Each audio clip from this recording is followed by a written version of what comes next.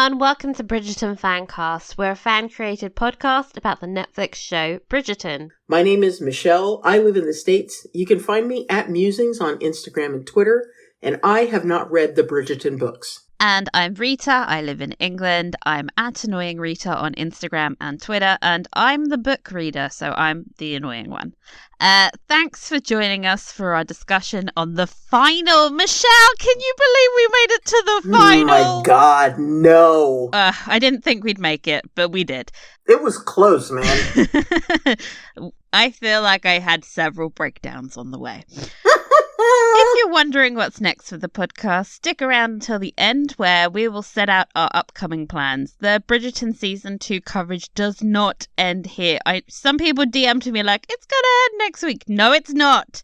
We're going to milk this baby for all the over-analysis we can. But before that, let's begin with a recap of episode 8. It was titled The Viscount Who Loved Me and was written by Jess Brownell and directed by Cheryl Dunn. Now it's another long one, so strap yourselves in, guys. We started where the previous episode left off. Anthony ran towards an unconscious Kate who has suffered a massive head trauma. So much blood.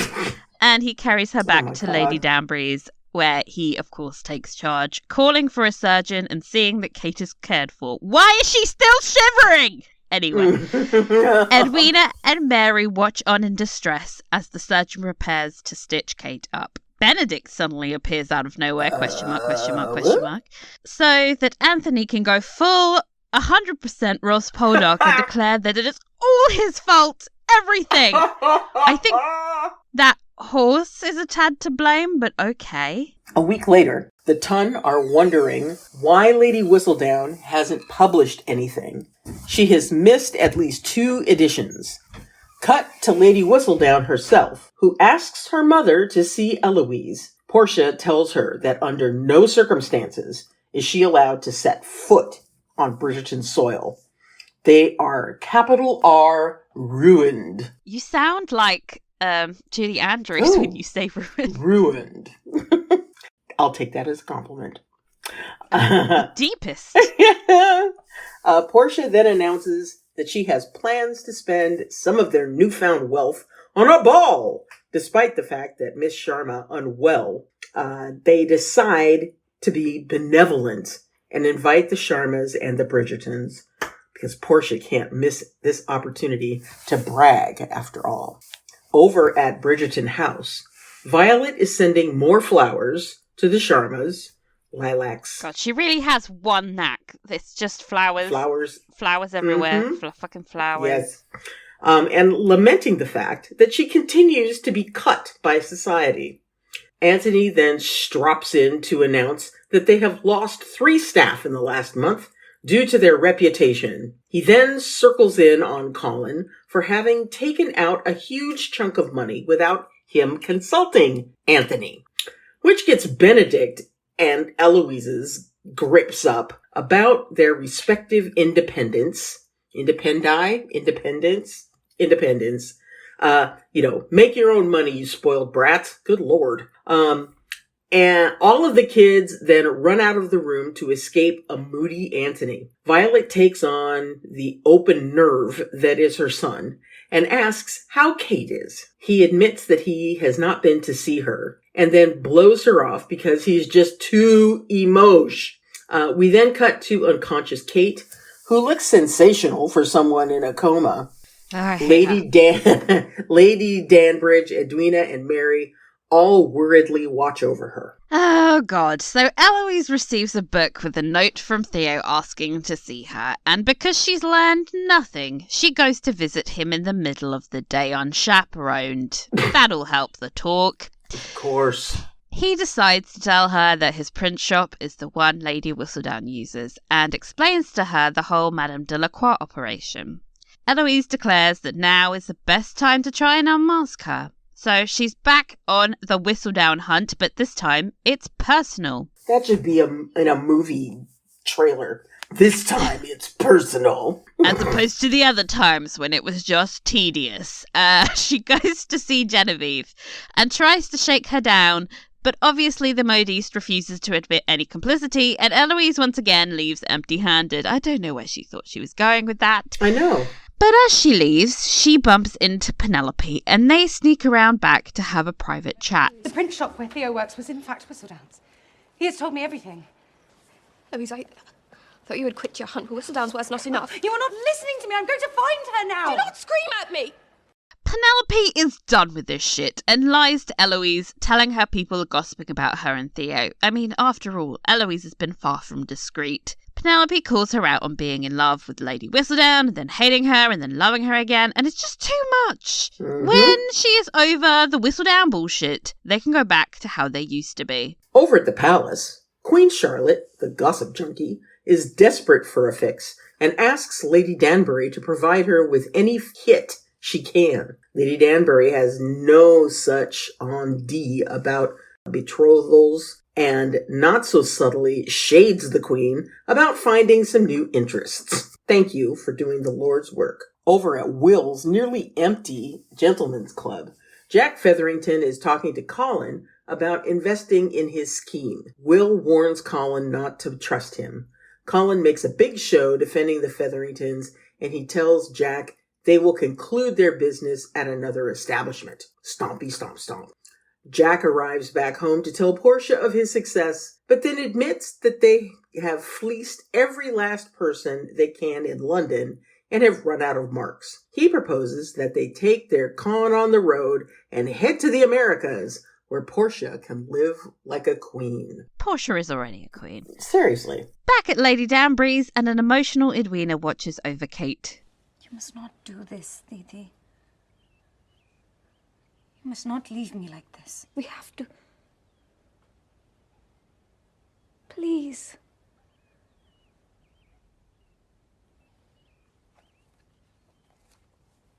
Edwina.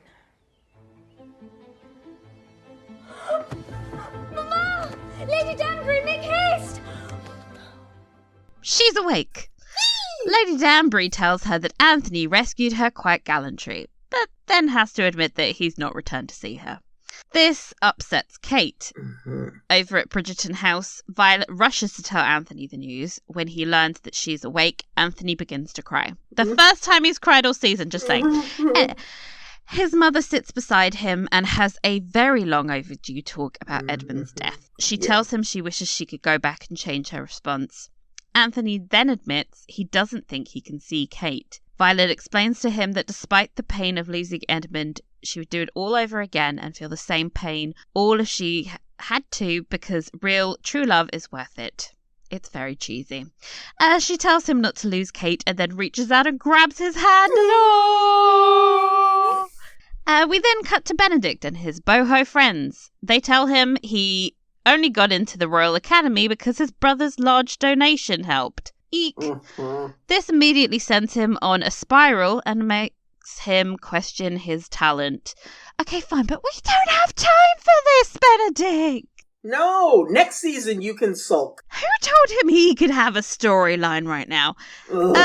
Anthony goes to visit a bedridden Kate, again looking sensational. It's not fair. He brings her tulips. Michelle, you'll get this when you read the book. And tells her he's glad to see her awake. He then explains that he called on her the morning after they, and he apologizes for taking liberties with her, which makes Kate do a squirmy face. He then proposes in the most stiff way imaginable. Unsurprisingly, Kate stops him and says as soon as she has resolved matters with her sister, she's returning to India, and begs him to leave. I mean, another failed proposal? Let's check that one off the Pride and Prejudice illusions list, people. Now to something much less interesting. Eloise and Theo! Yeah! They are alone at night in the print shop because there isn't enough of a scandal yet. They're ostensibly together to discuss the Lady Whistledown hunt, but their Genevieve lead has led absolutely nowhere. Instead, they share a weird, longing look while picking up some pamphlets. Eloise then realizes she's leading this boy on and ends things with him, like 4 episodes too late. Back at Lady Danbury's, Kate sneaks out of bed to talk to Edwina. Edwina's ire over the wedding, or after the wedding, has cooled after nearly losing her sister, and so they sit down and finally talk about everything that went on with Anthony. Edwina has questions with a capital Q. She wants to know if there was always something going on and why Kate didn't tell her. Kate explains that there was a heavy amount of denial. Edwina tells her that she has realized she doesn't know her sister, nor does Kate know herself, which is insightful as fuck for someone we have been calling blind. You know? Kate, I am done with playing a part. I want to know myself truly and to know who you are too. Because I am unsure I like the young ladies we have both been playing. We then cut to Anthony brooding in his library. Gregory enters and tells him that his Latin tutor is yelling at him and calling him stupid, which, get me a gun. I will take care of this tutor for yelling at dear sweet Gregory. Anthony admits that he might be responsible for that. He has put too much pressure on Gregory's tutor, and Gregory as well. And, well, everybody, really. They have a heartwarming chat about Edmund. Anthony finally admits they don't speak enough about their father, and then shares stories about him. Violet listens in through the door and cries with relief that her son is finally opening up emotionally. It was really sweet. It's so cute. Anyway, back at Lady Danbury's, Mary enters Kate's bedchamber and asks her if she's planning on attending the Featherington ball, which is suddenly that night. I mean, the timeline of it all. Yeah. Kate blows it off and says that she has much to pack. I mean, she was really like, I've sorted things out with Edwina. I am packing immediately. Mm-hmm. I'm getting the hell out of here. Mary gives her that mother's knowing look we all dread and tells her that she hopes Kate's trip isn't her trying to run away from her problems. Girl, you know it is. Mary has experience with that and doesn't recommend it. Kate then bursts into tears and says everything this season is her fault. God, her and Anthony are really a match made in heaven. They've Seriously. both been stung by the Podok genes. Mary tells her everyone forgives her and that she did not deserve to have so much responsibility thrust upon her after her father's death. And after you had already lost your mother too, Kate. You took me in as your own.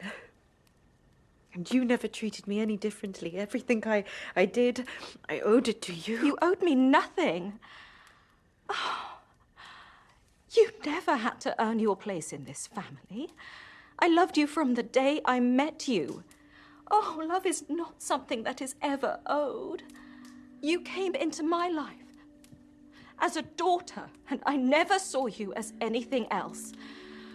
Oh, it grieves me to think you do not believe you deserve all of the love in the world. So true, Mary.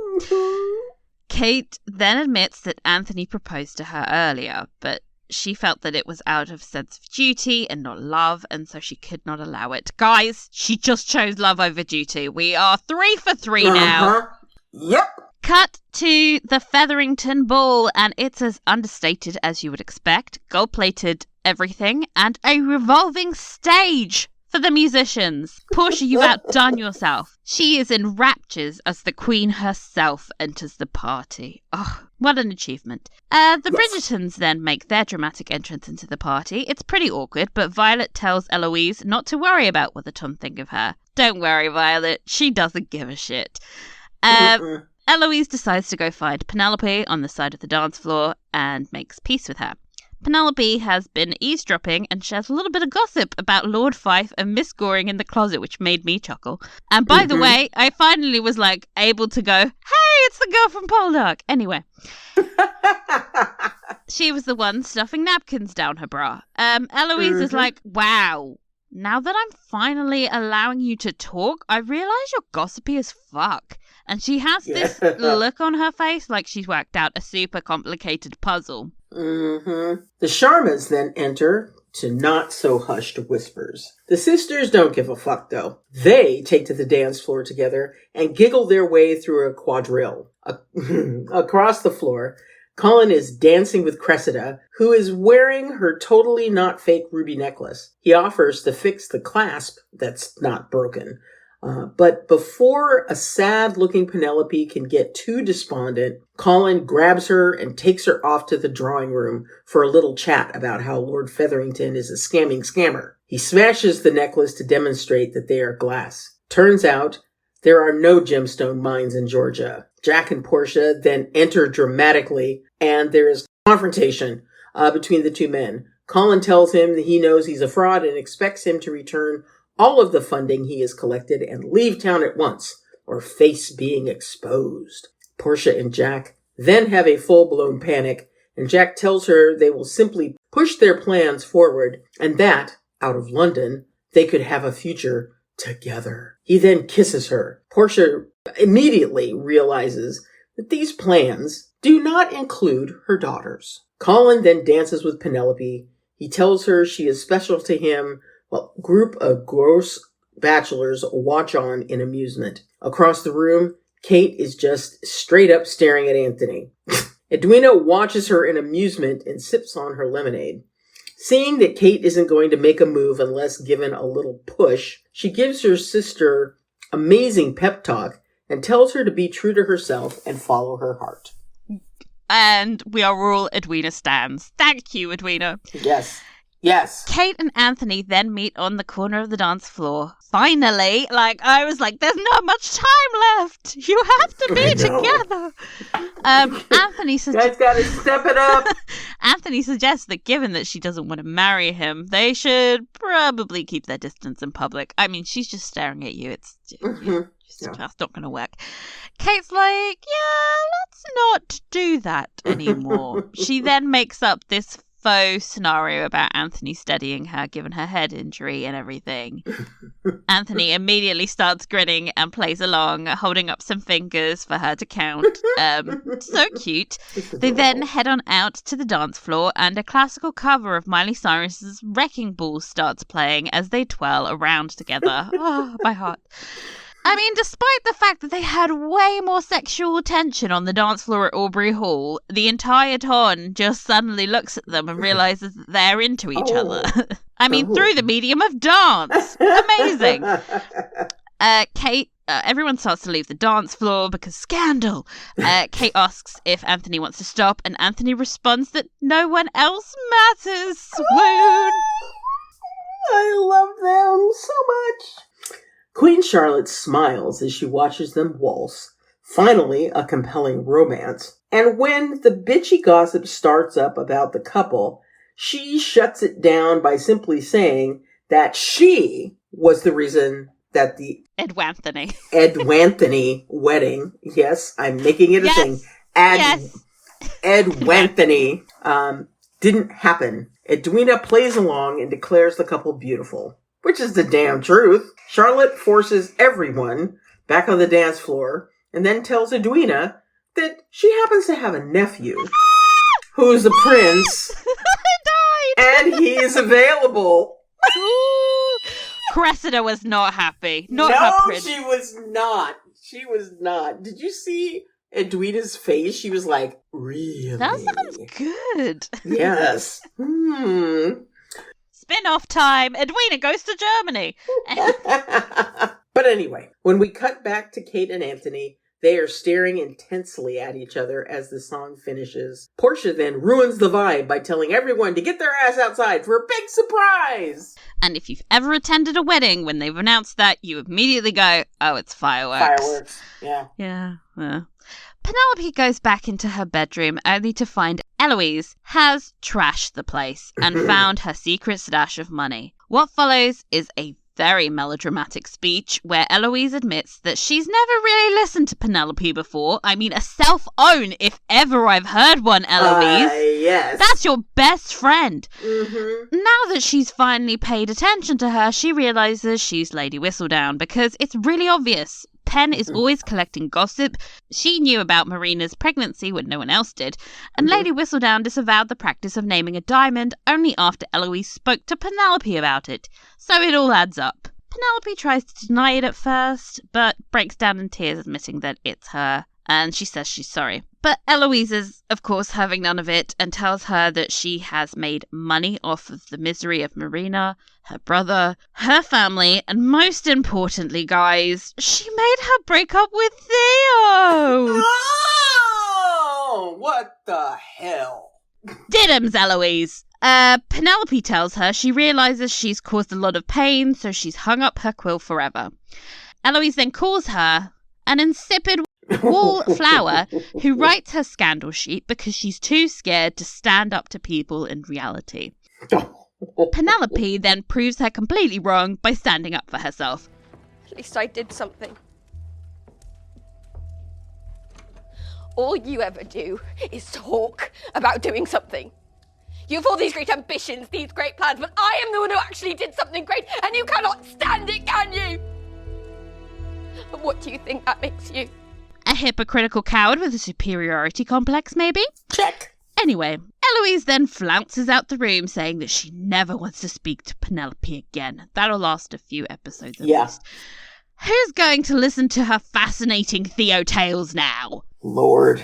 Let's see. Downstairs, Portia tells Jack that this ball is a farewell party for him. He will be packing his things and leaving by himself because it's very clear he had no intention of looking after her daughters. She will act as if she was a victim of his con, and Varley will forge a document stating that as soon as one of the Featherington daughters has a son, the estate shall pass to them. Jack calls her cruel, but she corrects him. She is a mother. She sure is a mother. Mm-hmm. After he leaves, Portia weeps. There goes her only chance at love. But, you're a mama. You're a mama. You got to protect your cubs, girl, so good on you. Very deranged cubs. Yeah. The ton has gathered outside, waiting for their surprise. Penelope goes running around the garden looking for Eloise and overhears Colin and the gross bachelors talking about her. Colin tells them that he would never dream of courting Penelope Featherington. And then I laughed at him. I was like, okay, Colin, we'll see how long that lasts. Yeah. Ay. Well, she runs away in tears. Benedict then shows up to complain to Anthony about paying his way into the academy. Anthony is like, chillax, man, you're starting to sound like me. If you want to paint, then paint, Benedict. But we don't have time for this. We do not have time for this. Ugh. Back to Kanthony, thank God. Anthony finds Kate standing by herself near the rose bushes and asks her if she is still planning to return to India. She admits that now the Queen has resolved all her family's reputational problems. There's nothing keeping her here. Anthony then decides to open up to her. I love you.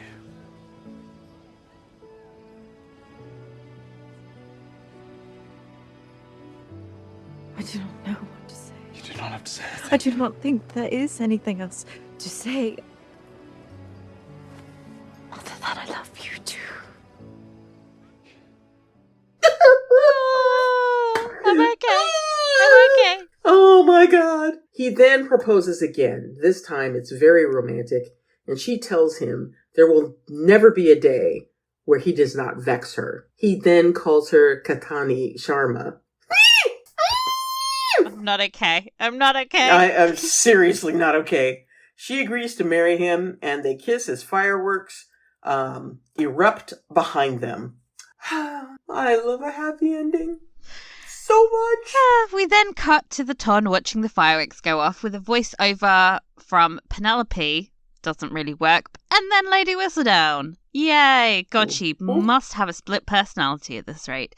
It's long and grandiose, but can succinctly be summed up as the surprise bitch I bet you thought you'd seen the last of me meme that hit the internet so many years ago. We then see Eloise crying. Carl, I do not feel sorry for you. And Colin bringing a bunch of his gross friends to Will Mondrich's club for a drink, saving his business. Huzzah! And then we cut back to the fireworks where Portia has her arm around Prudence and an oblivious Philippa.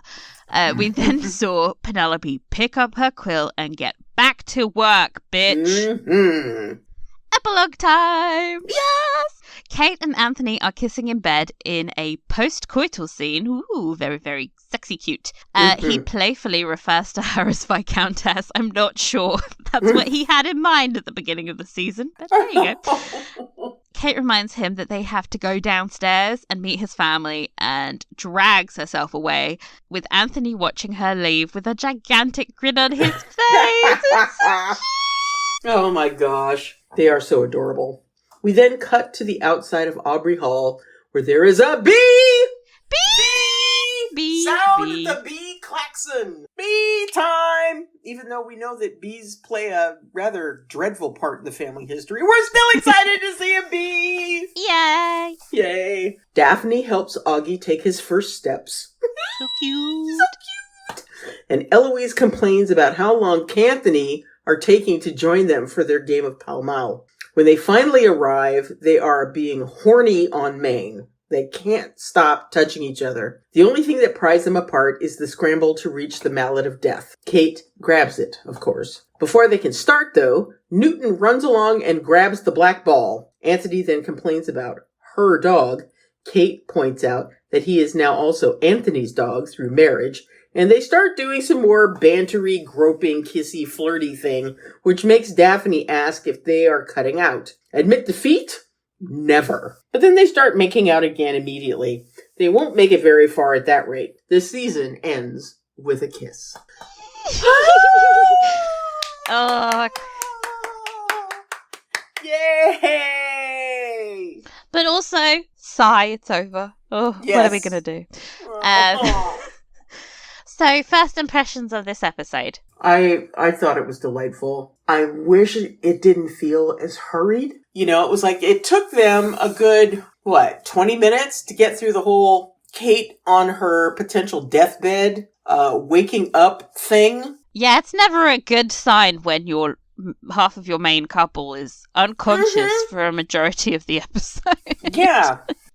And so, that ate up a good portion of time, and it then made a lot of the resolution-y stuff around some of the side plots, get wrapped up a little too quickly, I think. But I could not get, and I don't think I will ever get enough of Kanthony. Yeah, exactly. Never. I think they maybe did too good a job of getting us invested in Kanthony. To the point where I want to see every aspect of their relationship on screen. Me too. But even objectively, I mean, we can discuss this a bit more in our roundup of season 2, but I don't feel like we got enough time with Kate and Anthony. No. After they decided to be together. No. I don't think the emotional resolution was rushed. After 8 episodes, we kind of never got a similar payoff with Simon and Daphne. They had season 1, Simon and Daphne had plenty of time together, but their issues didn't feel resolved. I think Kate and Anthony's do feel like they did everything they had to before they decided to be together. Yeah, I mean, they dealt with all of the stumbling blocks that existed in their path, before they made the decision to marry. And while I appreciate the fact that we got to witness that unfolding of all of their flaws, all of the things they have in common, everything that makes them such a perfect couple, and a perfect person to be with, for the rest of their lives. I need more. I mean, the epilogue scene where, we see them and they are being so playful in bed, Killed me. I could have watched an hour of them just luxuriating. I immediately went back and rewatched the scene after it was done. I was just replay. Oh, yeah. Just an hour of them luxuriating in the fact that they were finally together, and were able to, enjoy one another, as true lovers can. Yeah. Yeah, but I think that's one of the flaws of having a more traditional storytelling narrative where you have the courtship being the entire season. It means that you don't get the same kind of endorphin hit of seeing your couple together that you get when you read a romance novel. Yeah. Well, and also, romance novels tend to, run along a tried and true formula where, the two people meet, they don't get along. They slowly discover that there are things that interest them about one another. Some crisis comes up. Or in Kanthony's case, several crises come up. And then, that kind of rips them apart until they are able to finally come together in the end. And if we look at how the season of Bridgerton worked out, they did follow that same pattern. But I think at least more modern romance novels have a tendency to not focus so much just on the courtship. I think it's more about emotional resolution at the end rather than like external conflicts of like, we can finally be together. And I think that's one of the failings of this season, is that I don't feel like I got to spend enough time with them happy. Like, I need to feel like it's all been worth it for me as a viewer. Like, I know it's worth it for them. They get to be together. But if I'm not watching it, why have I suffered for 8 episodes? and with, like, yeah, okay, people are probably tired of me saying this, but with the book, you just get to spend at least, like, a few pages with them, happy, in love. You don't feel like shortchanged. Yeah. It feels like they finally got together and it was snatched away immediately from me, which is not what I want.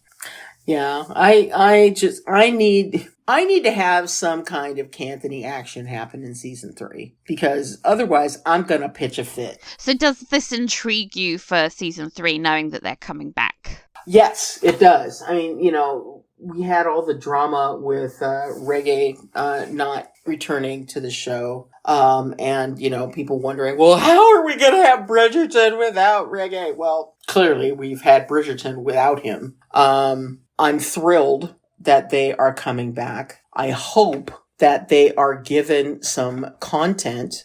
Yeah. That it'll be worthy of them and not just insipid side plots. I know that it's probably going to wind up being Colin's book. Not that I think you can call it that at this point. He's so far removed from what was happening in his book that it's just, it's something. I think it's probably, honestly, I'm feeling like it's more of a Penelope season than Colin. Eek. Well, yeah, I mean, I think that I was thinking that just based on Bridgerton names, that, it would be Colin up. But I think that season is going to be all about Penelope and trying to figure out how to work her way out of the mess she has made. Because Colin is so not going to be happy about this. And the comment that he makes that, he would never court Penelope Bridgerton is not going to do him any, positives with her. And so, I only wonder what, is going to wind up happening with Colin in Lady Whistledown's column. I don't know. We'll see. But I find this whole thing kind of strange. At the end of season 1, there was some real clarity about, it's Anthony's story next. They established that really well, and it got everyone hyped. This feels a little bit more vague. If people hadn't told me they were doing Paula next, I don't know that I would have assumed it. They arguably spent more time on Eloise than establishing Pollen dynamics. I think going forward they need to do a better job of passing the baton like they did in season 1, because I was just like, what's what's going on? Could we go back to Kate and Anthony, because I don't know what this is. And also Benedict randomly had a storyline, and I was like, wait, is that happening? It's so muddled. It's a big old mess. You know, and it's like, now, had they been ensured that they would have a season 3 when they started filming? They know they're getting a season 4 before they started filming. So they had... Okay, so it's not like they were trying to resolve a whole bunch of shit before the end because they didn't know if they were going to be back. Yeah, there's no excuse for this. So yeah, I don't know, but I am desperately, I am really looking forward to season 3 and hope that they don't take. Okay. I think what's happening is that they're going to finish the Queen spin-off and then immediately go into production for season 3. We just want season 3 as soon as humanly possible. So get on it, people. Speaking of getting it on, time is ticking. Kate and Anthony storylines.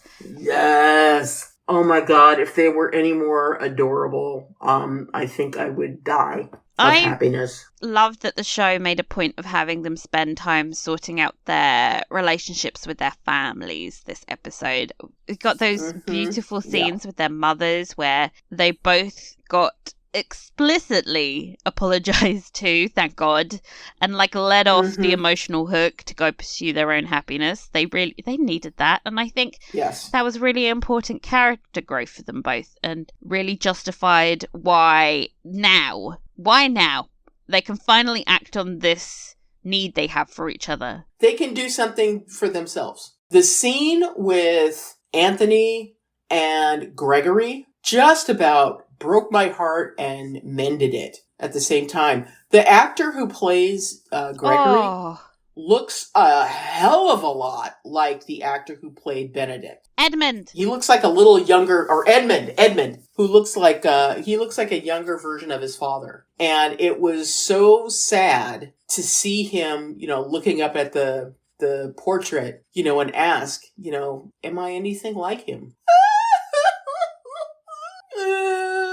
Yeah, I cried like 3 or 4 times this episode, and that was one of them. Yeah. Another moment, I actually loved that Kate rejected his first proposal. I was like, yeah, me too. This is, again, an explicit rejection of marriage for duty and obligation. I was like, we needed that to be clarified, because when he was talking that nonsense about taking advantage, I was like, no. Dude, you didn't do it. She told you not to stop. She gave you explicit consent. And as a result, has to take as much responsibility for what happened. I can see it from his perspective, though, because he definitely has more experience than her. Yeah. Well, he's got the more experience. And he knows the consequences. But, and he's got to propose. That's the rules. I loved that for them. Because, it's her saying, I don't want to be another burden on you. I don't want to be somebody chosen out of anything other than love. And I don't think it's until Anthony's able to express that love that she could ever have agreed to marry him. So, good on him for finally saying it, because he's obviously felt it. And he says from the he's felt it for several through the entire bloody show. He's been in love with her, and he's denied himself, those feelings because of, everything that happened with his father, and not wanting to not only put someone else through that kind of grief, but to go through that kind of grief.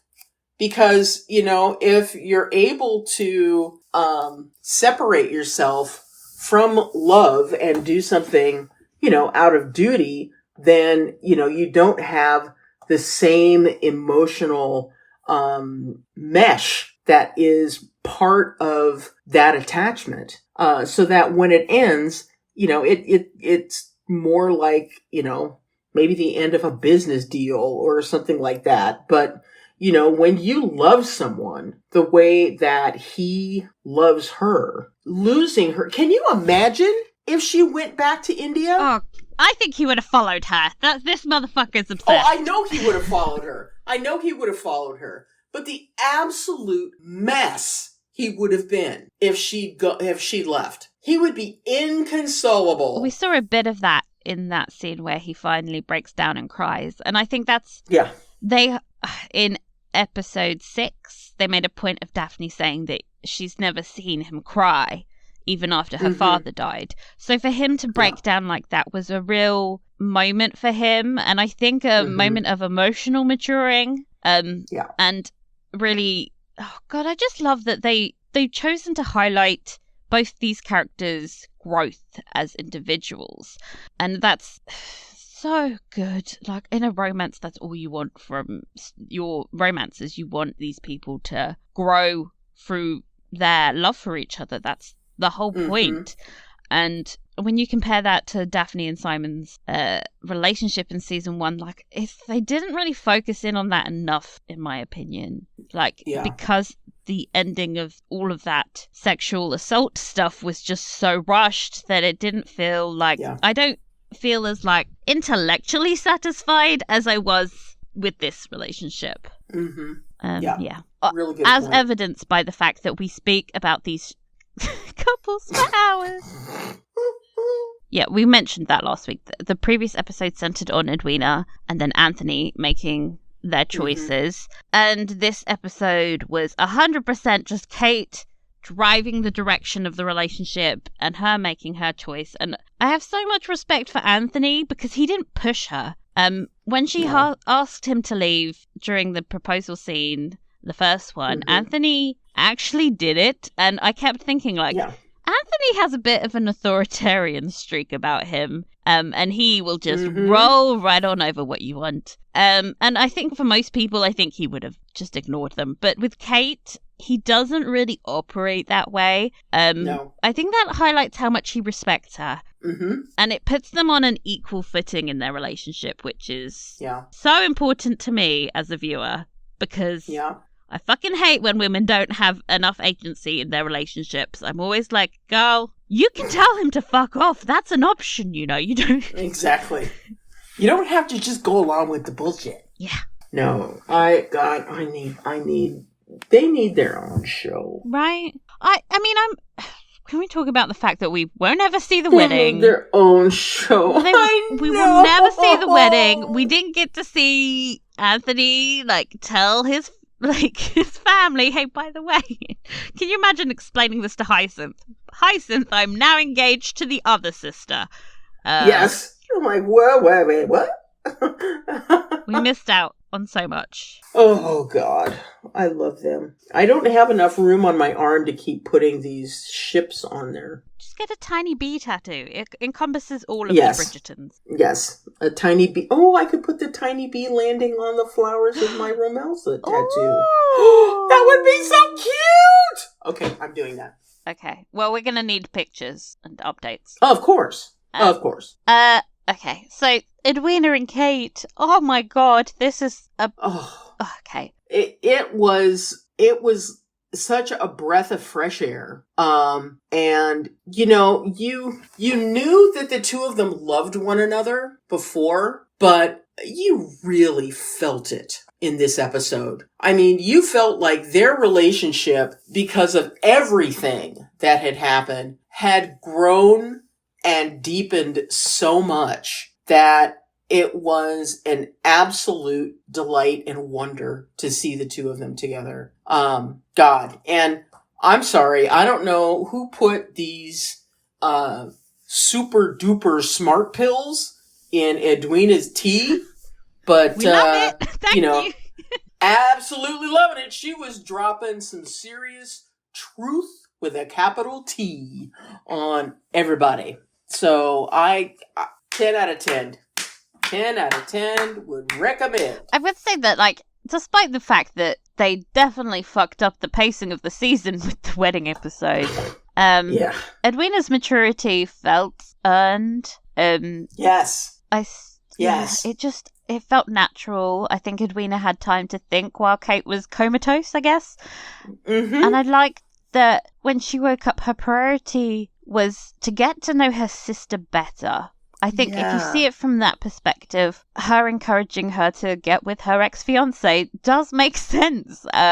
It was such a delight. It was just a delight to see how much she had grown and learned through that horrible experience that she had. Yeah. You know, I think that, you know, we talk about, you know, well, one of my favorite songs is Alanis Morissette, and it's You Learn. Oh, yeah. Yeah. And if you haven't it is cried absolutely to that song, true. then I highly recommend listening and crying. Exactly. You know, because it is absolute truth. It's like we learn through every single thing that we experience, or at least I would hope that we learn through every single experience, good or bad, joyous or tragic. And Edwina has done that. I think we've been saying that since the very first episode, that this conflict between them would be good for Edwina ultimately, because she did need to step out into her own light. And she does say that, you know, they both need to start being the people that they are instead of being the people that they're expected to be. They've expected to be. Yeah. And it felt like a really important moment for Kate to just be allowed to be herself by her sister, because she has been, like I said so many times, like she's been her like a mother to her rather than an equal. And I think the joy of watching them dance together and giggle is like, they're finally like on an equal footing in that relationship. Yes. And it's just so, I think like more than anything, Kate needed that. And she also, with the scene with her mother, she needed to feel like these are normal, quote unquote, normal mother-daughter, sister relationships rather than like another burden. She also just has been carrying the weight of these expectations, and it was like, you can just dance and have fun and giggle with your sister. That's what they're there for. I mean, I don't know, I don't have a sister, but that's what I imagine they're there for. I love that moment where Anthony sees them together and he smiles. Like that one shot told me so much about how important Kate's happiness is to him. Like he was like, oh, thank God I didn't fuck that up as well. He was like, oh, so sweet. I would say I'd love to have seen Edwina interact with Anthony again. I think it would have been really fun to have her like size him up as a prospective suitor for her sister. I feel like she would have given him some major shit, and I would have loved it. Like, why can't this show be 20 episodes long? Like, why only 8?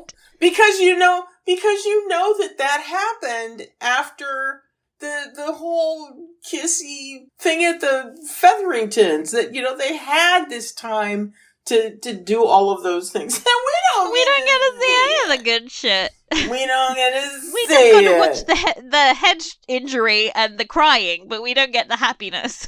The mothers. You know, I've been waiting for that Anthony violence scene.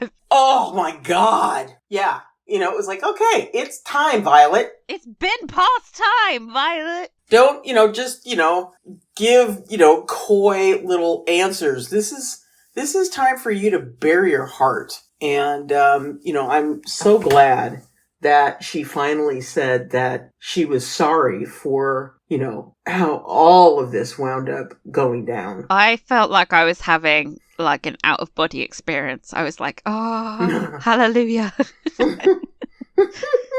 I'm so glad that finally happened. Because I know that that's going to strengthen their relationship too. And I think he really needed to hear that, because I wonder if part of him sort of thinks that it's his fault. Okay, of course he thinks it's his fault. He thinks everything is his fault. But do you know what I mean? Yes. Like, sometimes when traumatic things happen, you sort of think that you're the one that's responding badly to it and that you should just get over it. And I think he really needed to hear that, he wasn't the one responsible for that relationship fracturing, that some of that was on Violet. One thing that is probably more in the books that I wish they'd highlighted is that Anthony, after this burden and trauma that was dealt him at such a young age and really shaped him, but it shaped him not only in a bad way, like his intense affection and protection of his family was forged from his father's death, but it's also a thing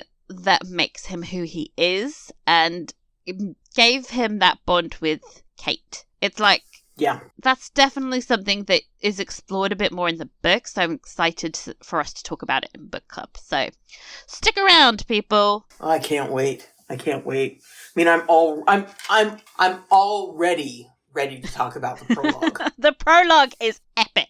The Mary and Kate scene. Oh god, that was another scene where I cried. I thought that, it was, especially after, everything that had happened and, the initial shock of the whole thing and how Mary was very much, Kate, not now Kate, go away, was really pushing Kate away. It was wonderful to see Mary acknowledge that, not only had she lost her father, but she'd already lost her mother, and that, she was dealing with that grief. And, how wonderful would it have been for Mary to let Kate know that, you were my daughter from the very first moment I saw you, I'm going to cry again, don't.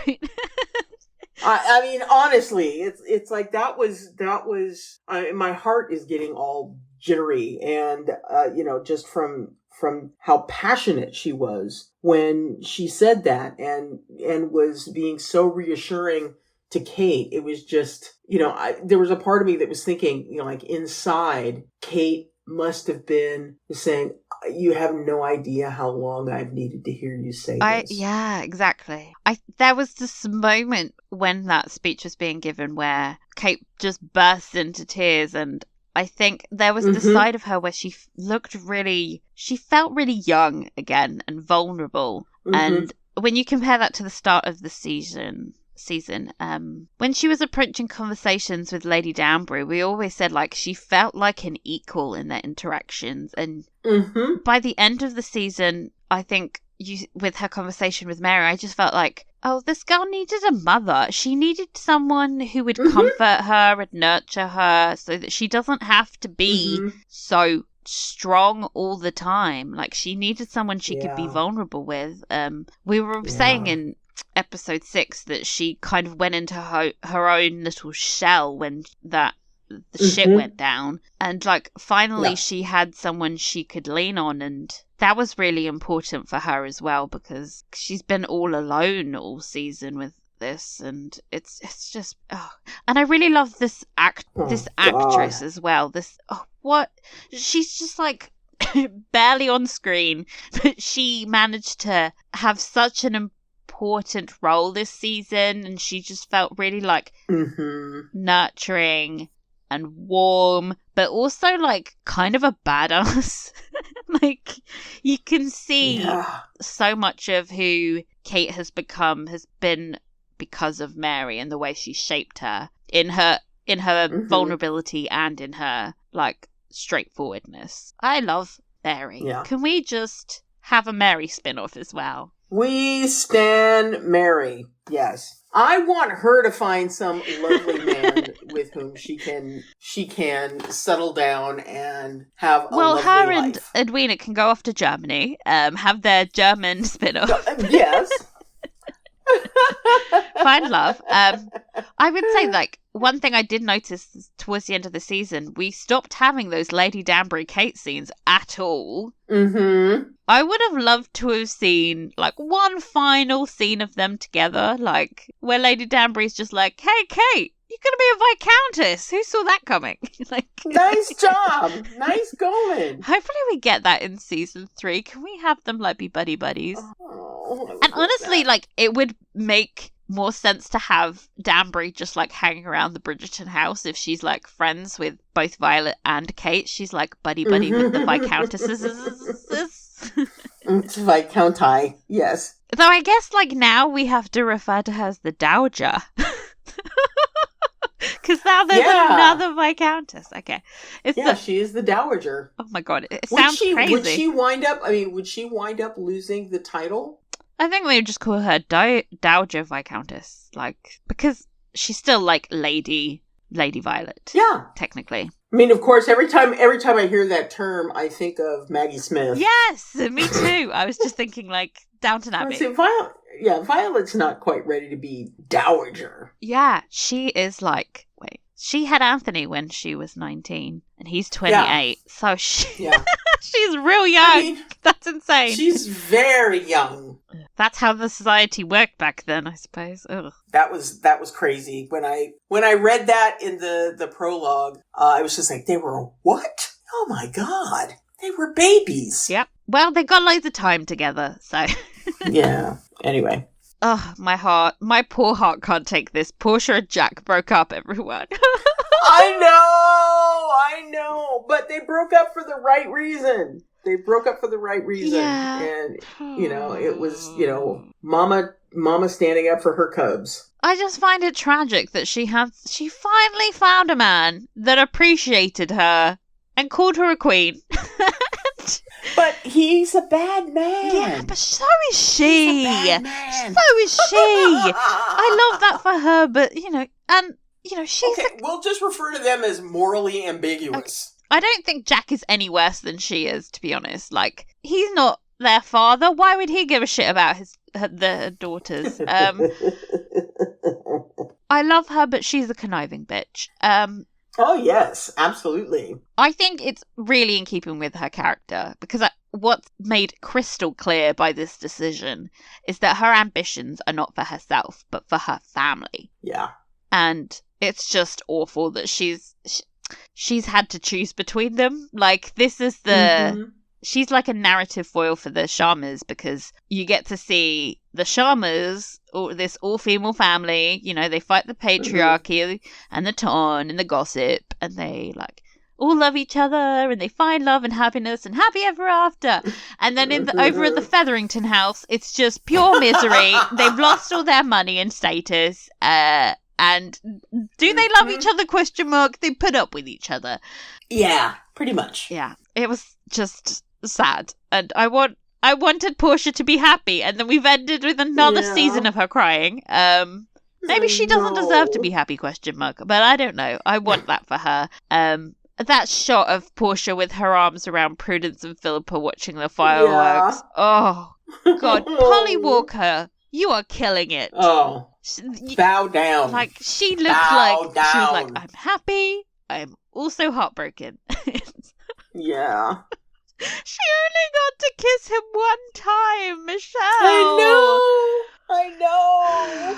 And it was just a brief little pecky peck. Oh, it was still hot. It was still hot. Yeah. Oh, Portia, we'll find you someone. Well, we're gonna find, like, a hot, morally corrupt man for her that's going age appropriate and everything. Oh. I don't know. Everyone in the ton is so shit compared to her.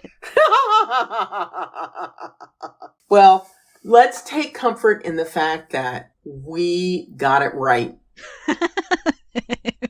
So, yeah. Speaking of things I have got correct. Yes. Eloise and Penelope. I know.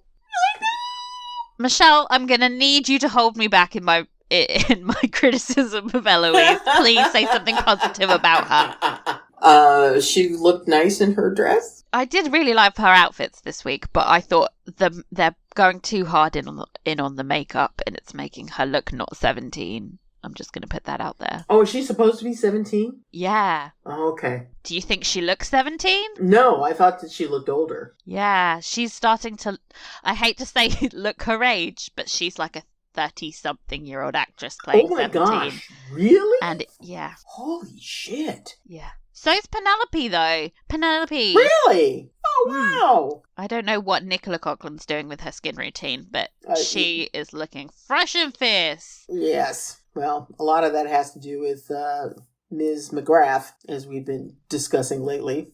I've seen her makeup-free selfies. That's not the makeup. That's genetics. Oh, well, yeah, obviously.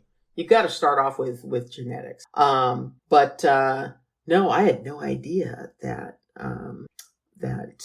Eloise was that age, and there's nothing wrong with that age. I am that age, and nothing it's fine, wrong to be that age. If somebody was like, play a 17-year-old, I'd be like, you're having an absolute laugh. I cannot do that. I love that the best thing we can say about her is she looked very pretty. It's the nice dresses Yeah. thing. It's the who was it Aretha Franklin who was asked to say something nice about Taylor Swift, and she said beautiful gowns. Damn. You go, diva. Ouch. Eloise is basically just, she hasn't gotten it yet. It's like, what else needs to happen for her to get this? Last week I felt like we were like, oh, this is a good experience for her. She's been called out. She's going to learn from this. And then this week I was like, she didn't learn anything, did she? No, she's right back there. It's like, yeah, even though he sent you a cute little note, you didn't need to get in your carriage and go and re-engage with him. We were talking last week about, the individuals who would wind up, with their heads on the chopping block, if they ever dug into how Eloise was able to run around all unchaperoned and shit. But, we didn't even talk about the dude. Footman. The footman. I mean, are you kidding? He would have been out on the street in 2 seconds. So I'm not a fan of him enabling her. He knows what just happened with the family and being in Lady Whistledown and the talk that there is. I mean, there are servants quitting, so he knows. And he's still you should go back there. Like, no! Although, here's a plot hole. You just reminded me of a plot hole. Of how Anthony comes storming in saying that they lost 3 staff in the last month. Yeah. And then he goes on to say, their reputation. Well, it's been a week and a half, dude. Well, maybe because of the wedding as well. Like the combination, that would have been about 3 weeks ago now, right? I don't know, question mark. It could have been like... Maybe 2 weeks ago? Because how long was Kate in a coma? They were very vague. Yeah. I think was she in a coma for just a few days? Or was it a couple weeks? They said that it was a week that she was... By the way, what the fuck was that coma? It felt like she was Sleeping Beauty. Absolutely. She just looked absolutely amazing. Every single moment she was lying in that bed. I love that we're supposed to be talking about Eloise and then we've gone back to Kate and Anthony. Because we can't help ourselves. Yeah. Oh, God. But, no. Okay, back to Eloise. She just was back on her bullshit immediately. Yeah, she was. Although, I think, quite honestly, we could have skipped over a bunch of that, if Eloise would just fucking shut up for a second. Yeah. And pay attention to what Penelope is saying. Because it was like as soon as she shut up about, all of the plans and schemes she had, she could hear it. It was obvious. And, I don't know if we had to go this far in. Honestly, having her go all the way to Genevieve's to then get absolutely nothing was just like a waste of our time. That was a waste of time. Like, what did she think was going to happen? Genevieve was just like, yep, that was... She's just going to roll over and say, yeah, that was me. No, she's not going to do that. It's a waste of my time. We don't have time for this. I just... Look... This is an unpopular opinion, but the Eloise and Penelope relationship has always struck me as kind of toxic and very unhealthy. It's an unequal friendship. Mm-hmm. Part of why I think it was so incredibly sad when they were speaking is just how normalized it has become for Eloise. Mm-hmm. Eloise just scream at Penelope and then ignore everything Penelope says. Like, think of all the times they have spoken this season. And Penelope is like, but I told you. Don't do this, blah, blah, blah, blah, blah. And Eloise is just like, whatevs, and goes off and does whatever it is that she wants to do. And, I think it just got mean-spirited. Really quickly. It's been bubbling under the surface of all their interactions. Yeah. Like, you just aren't going to call someone an insipid wallflower if it hasn't been simmering around in your brain for a while. Yeah. I mean, it was really cruel. And then you think, why is she never listening to her? And why is she yet talking over her all the time? And it's because she doesn't respect her. It's really time for them to, reevaluate why they're friends. Yeah. I was like, Penelope, this isn't good for you. I called her sidekick last week, and now I'm like, it's not even that. It's like she's her little servant girl. When she wants to go on a mission and find something, she brings her little Penelope along as a little prop, and then like she replaced Penelope with Theo when Penelope stopped enabling her. Yep. Ugh. Eloise, I'm not liking you very much. And then, like, when they're having that fight, and it turns out the real reason she's annoyed is because she had to break up with Theo. Yeah. It was like, okay, so you're not actually upset about the legitimate reasons to be upset at Penelope. It's like, you made me give up my toy. Ridiculous. Oh, Eloise.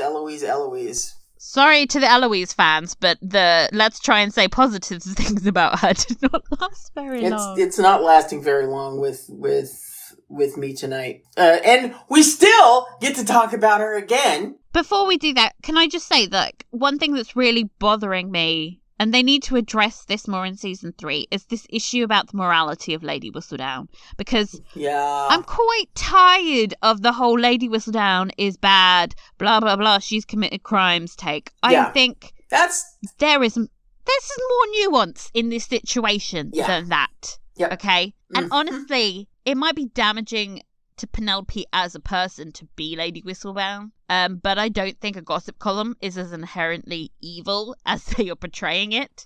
No, I mean, you know, what do we get out of a gossip column, and especially one like Whistledown, who names names and is not afraid to do that? You know, it's like we got a whole bunch of bruised egos and embarrassed rich people. Oh no, not embarrassed rich people. For their bad behavior. And as we saw in this episode, the gossip is still flying even without Lady Whistledown. Like, yeah, I'm sorry that Penelope is making money off of something that people do all the time, but calm the fuck down. Yeah, make her pay for her crimes. Come on now. Make it sound like she's out there serial murdering people. Oh, God. And also, I didn't feel like there was really that much of a repercussion for Eloise. Like, oh, no. Violet was just like, oh, Eloise, pinches her cheek. Come to the ball. It'll be fine. Just ignore all of the mean people. Like, exactly. She's just ruined your family. Also, there's, like, no consequences for the Bridgerton's ruins. Like, they're ruined, but they're still, like, chilling out with people at the ball, Colin's dancing. Yeah. With bitches. You know, lucky for them, the Queen's got their back, and so she's smoothing everything out and blah, blah, blah. I need for there to be some level of consequence for Eloise and her ridiculous, and for Penelope. Oh, for sure. I'm going to be fair. But I think, like, with Penelope, absolutely, Penelope is at least a lot more self-aware that what she's done has been problematic, and she apologized to Eloise. So there was like an element of like, some acknowledgement has happened, and I don't have to be that mad with her. Oh, Eloise has got to get all just... I also, by the way, really annoyed that Eloise like ruined her room when trying to find the money. I know Penelope did the same thing to Marina, but I think she put everything back where it was supposed to be.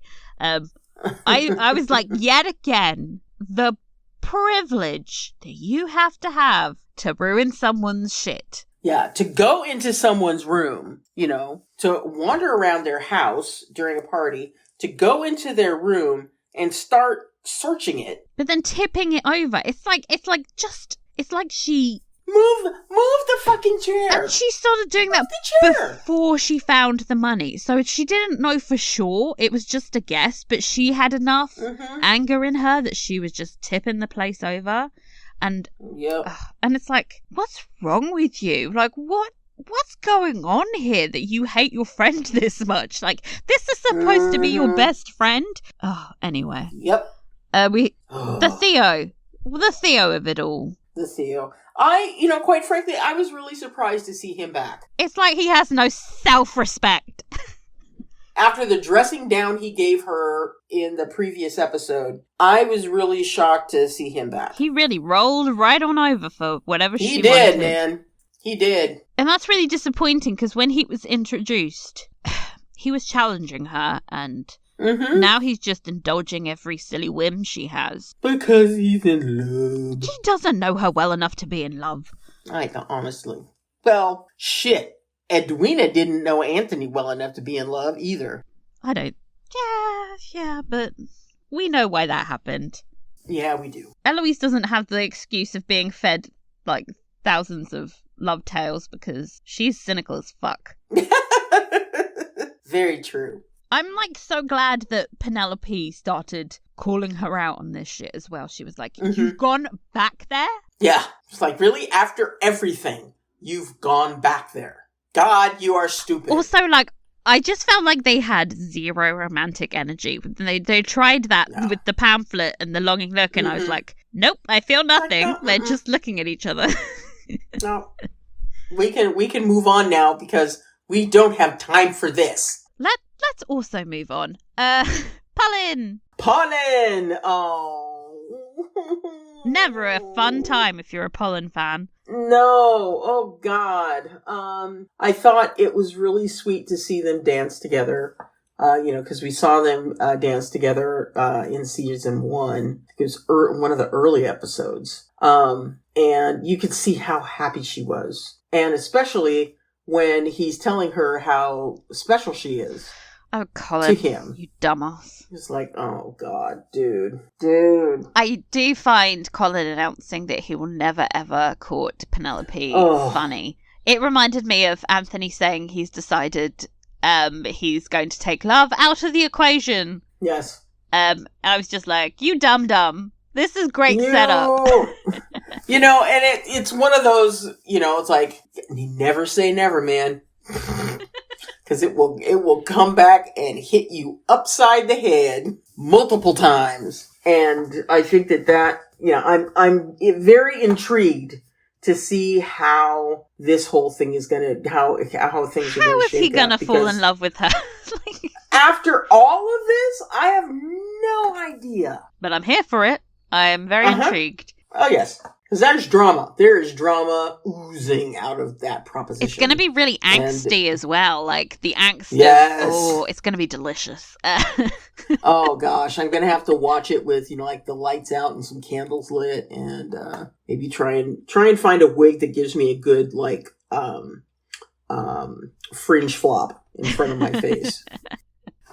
Like I said, listen to a bunch of Cure music. And just be pure 80s emo, yeah.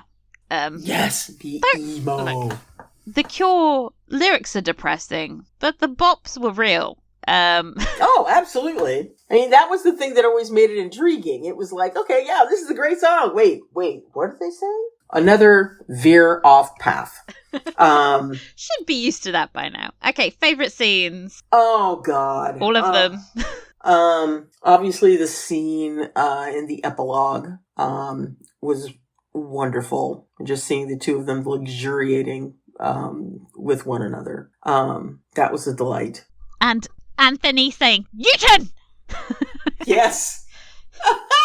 Yes, he's your dog. Or he's yours by marriage.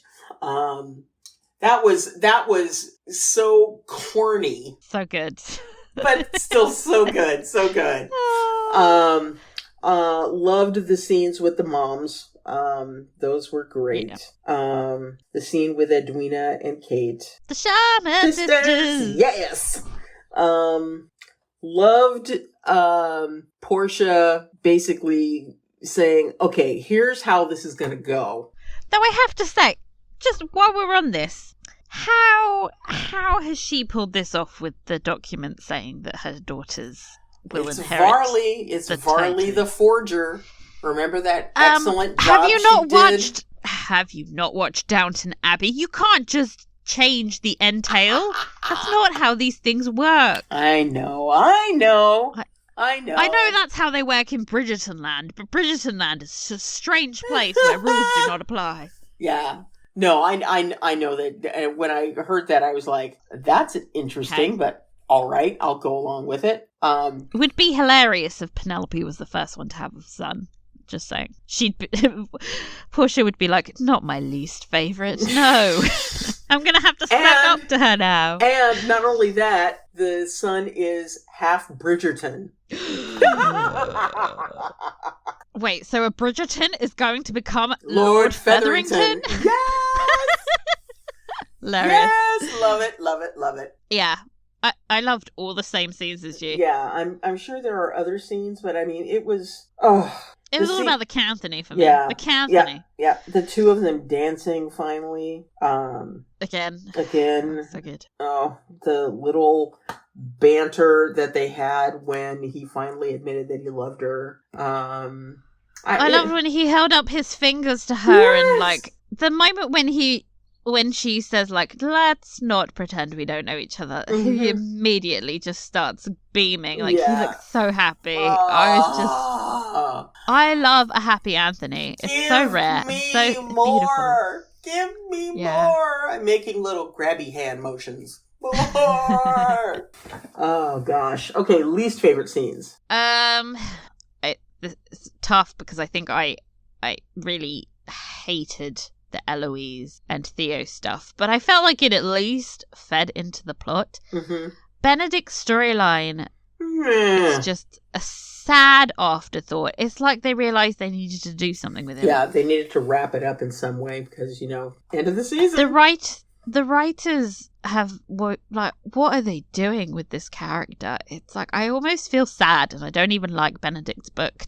It's like, you should be spending more time trying to make me care about this. Yeah. And like, it just was like, wah, wah. Yeah. And he's such a darling performer. He's so adorable.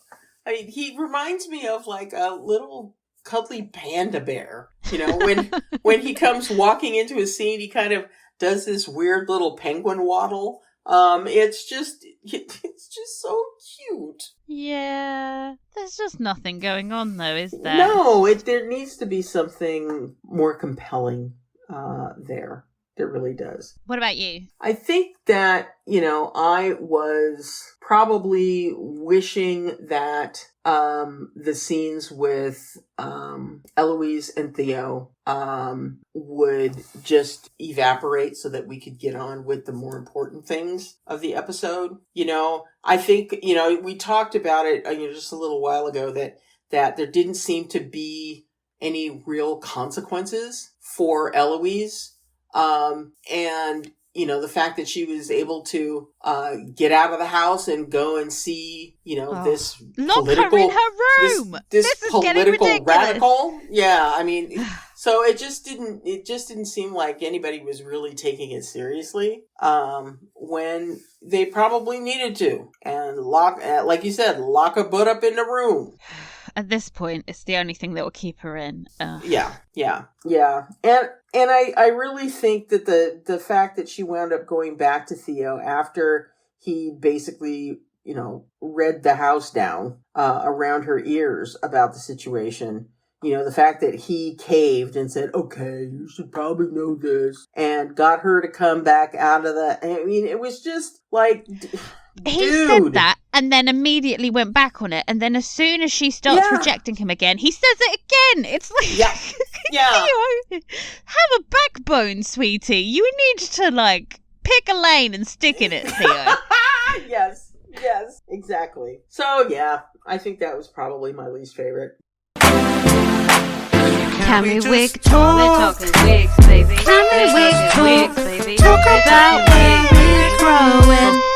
Very excited. We finally got an afro wig for the Queen in her scene with Lady Danbury and the Snuff. I know. I loved it.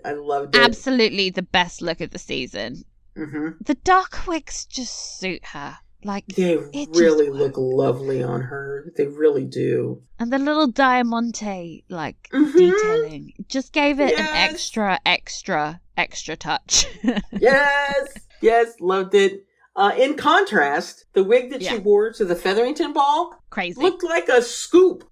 Looked like you could scoop up some guacamole or something like that with it. It was not good. I'm still confused as to why she's going for these very ornate and wigs that were popular 50 years ago. I'm I'm not even sure she wore them in her youth. This is crazy. Yeah, I mean, I was thinking that, it's okay, we're in the teens of the 1800s. Nobody was wearing wigs, and she's the wig she's wearing is something that could have stepped right out of pre-war with the Americas.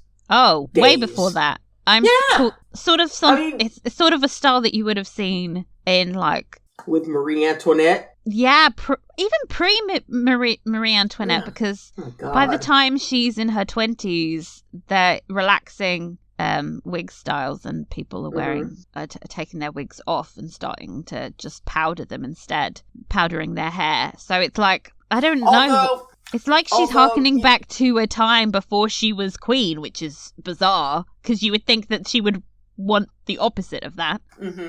Although, as a woman of African descent who happens to enjoy slapping a wig on her head every now and then, I should be very much in favor of her putting on whatever she wants to on her head, because it's her hair, because she bought it, with the people's money. But still, she bought it. So it is her hair. So you rock on with your crazy-ass wigs. Her wigs are like, do whatever you want with your hair.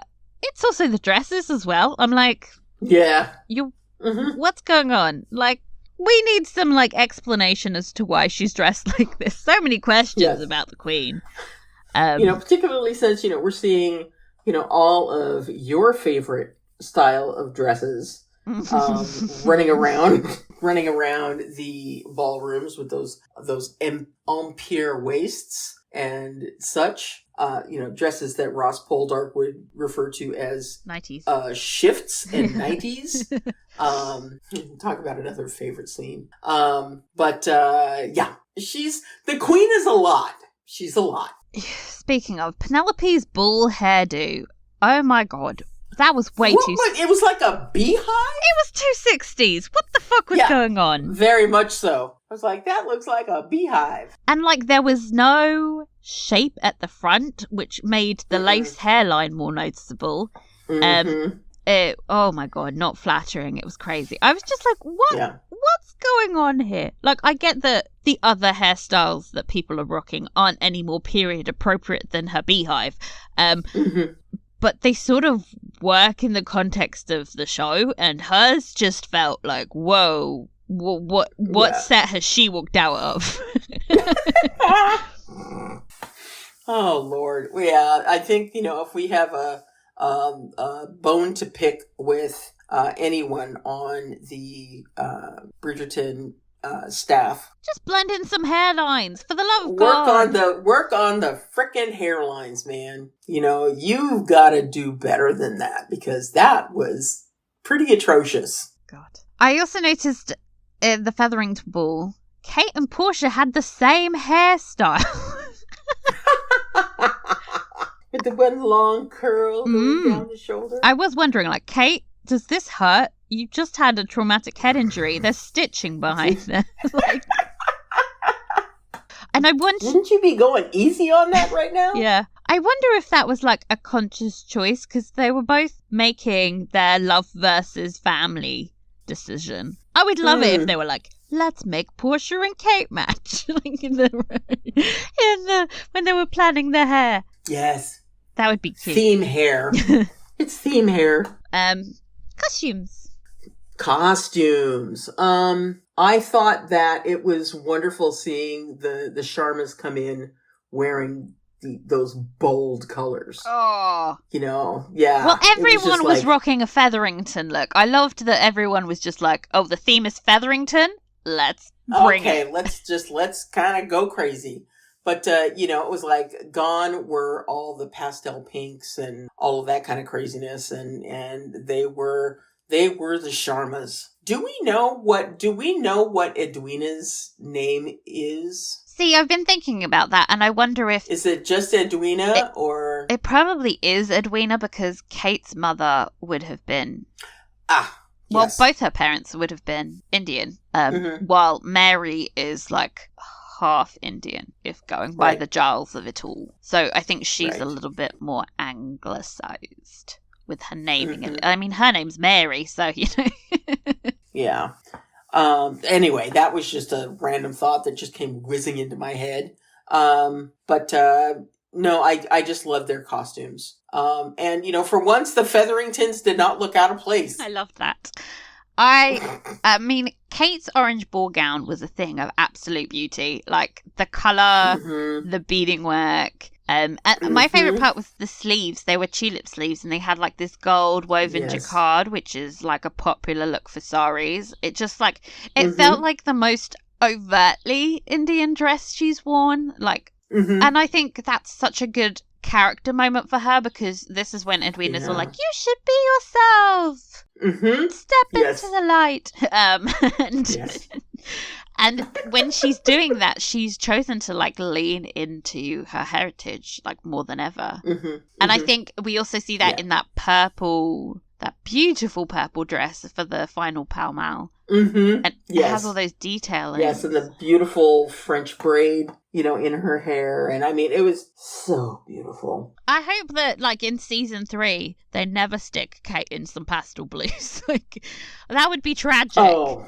Let her rock the color. No, you know, instead of the kind of the gentle purples that, you know, kind of came out of Daphne and Simon's wedding or relationship, to be kind of added with the pale blue of the Bridgertons. Let this be the opportunity for the bold colors of purple and orange and teal and, you know, all of those things to wind up infusing the Bridgerton household. That would be amazing. I'm dying for that. I did notice, like, in that scene where Violet's speaking with the lady's maid, saying like, oh, you should get some flowers because that's how she solves all problems. She was wearing like this blue version of the open robes the Sharmas wore earlier in the season. With it had like the exact same clasp belt and the all-important tulip sleeves. And I thought it was like, oh, so she's sort of embracing the Sharma aesthetic. And I'd love to see more elements of that. Like, also, can we just have a scene where Violet and Kate speak? That would be nice. Oh, that would be so wonderful. Needle drop moment. I came in like a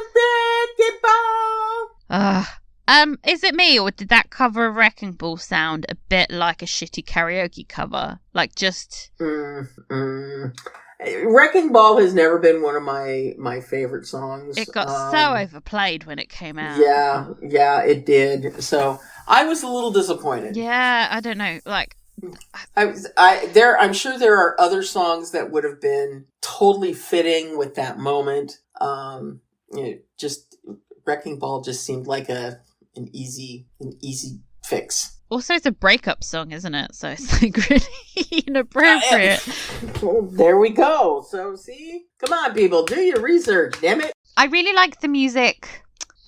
During the kiss under the fireworks, I was like, oh, I think the orchestral moments were better.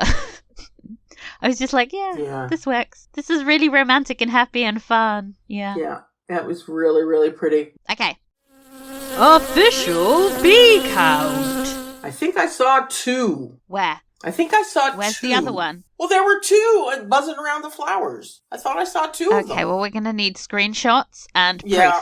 I'll get right on it. I was also, like, looking at Kate's hair, thinking, are those clips bee-shaped? Yeah, are those bees? I was thinking the same thing. I was like, oh, did she get little bee-shaped clips for her hair?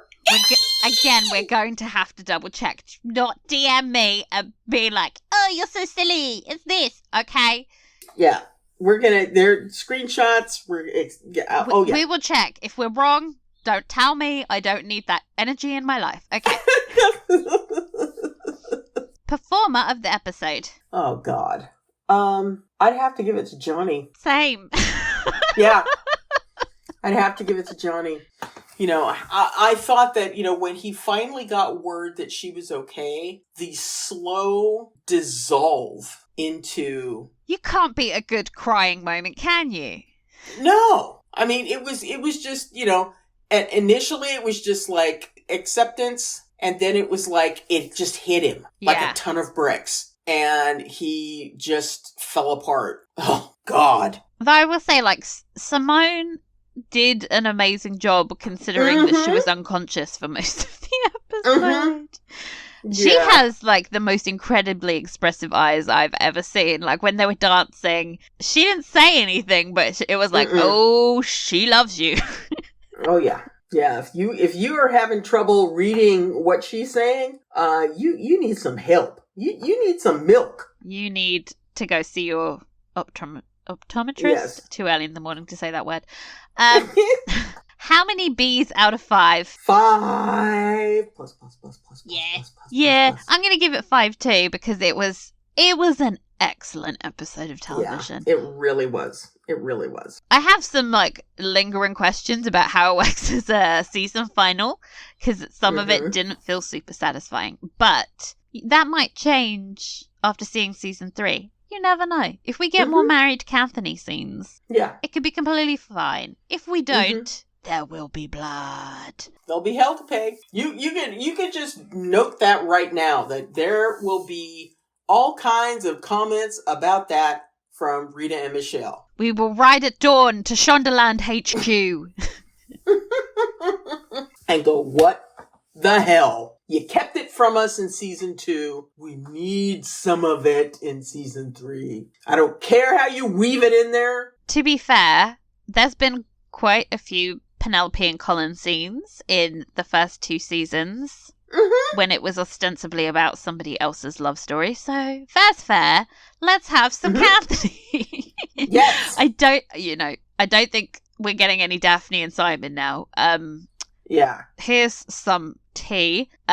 Phoebe unfollowed the Bridgerton account on Instagram, so everybody's like, really? There is a possibility that she just did that because she was tired of how much they post. But it could be that she's not coming. But she's not in season 3. To be fair, like, how can they keep bringing her back without Simon? Without him? Yeah. Yep. It just becomes a great big elephant in the room. The more she's back, the more problematic it becomes. And that's really unfortunate because I love Daphne and I love seeing her relationship with her siblings. But, like, what can you do? And little Augie. Oh, we can see him grow up, but we can't. We can't because there's no reggae. We can't have nice things. We cannot have nice things. Damn it. It's like, what can we do? Shrug. Situation is what it is, so. Yes, it is. Yes, it is. Okay, so it's time for Inbox. Before we begin, a huge shout out to everyone who wrote to us this week. We got some really incredible ones that discuss the show's depiction of Indian culture. Oh, neat. That I'm super pumped to read out next week, because usually when I ask people to give their opinions about something, they ignore me. Before we're going to do our super long special Inbox podcast, we need to come up with a name for that. Yeah, we do. But thank you, everyone. You guys give us so much added insight into the show. And if you have anything you'd like us to discuss, or if you have an opinion to share, then please send in your emails for next week's podcast, the unnamed one. Yes, but it's going to be super duper colossus inbox festivities. Okay. Anyway, I just wanted to say that I love your podcast. I am a diehard Kanthony stan. I have read the first 4 Bridgerton books after watching season 1, and Kanthony are definitely my favorite couple.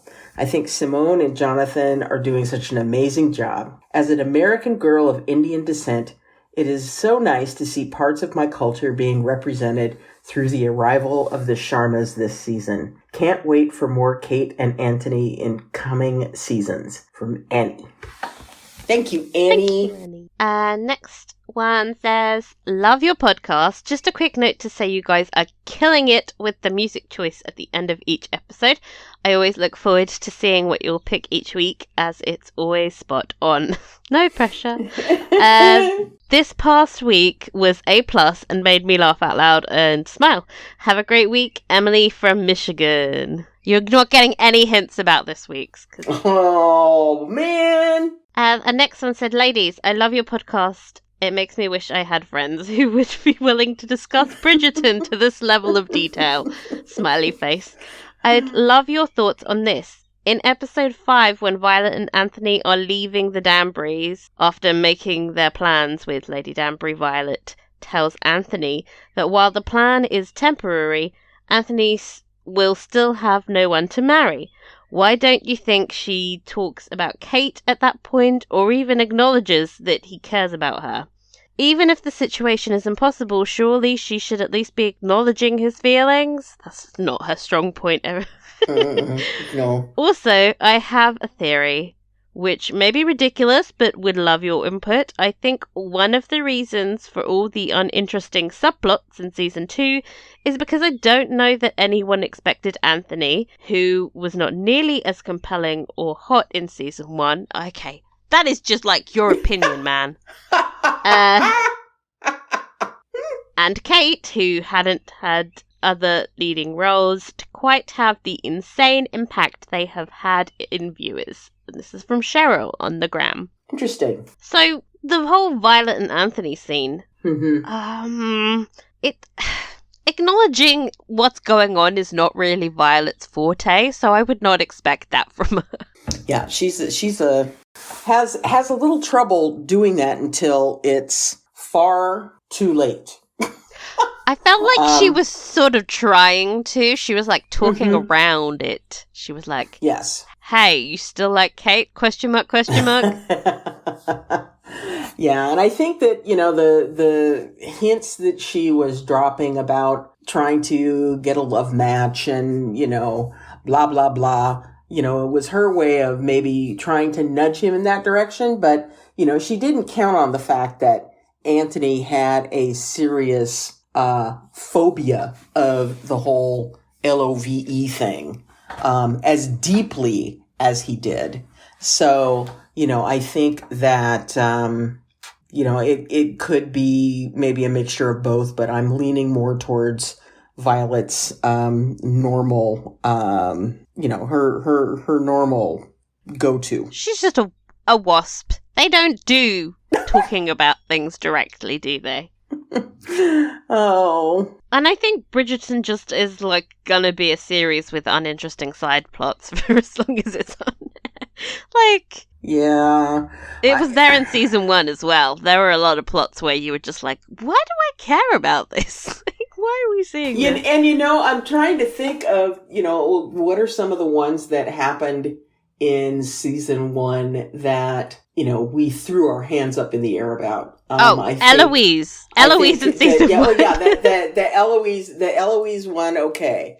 I'll go with that one. I think the Marina one drove us both absolutely out of our minds. Benedict having orgies every week was not interesting.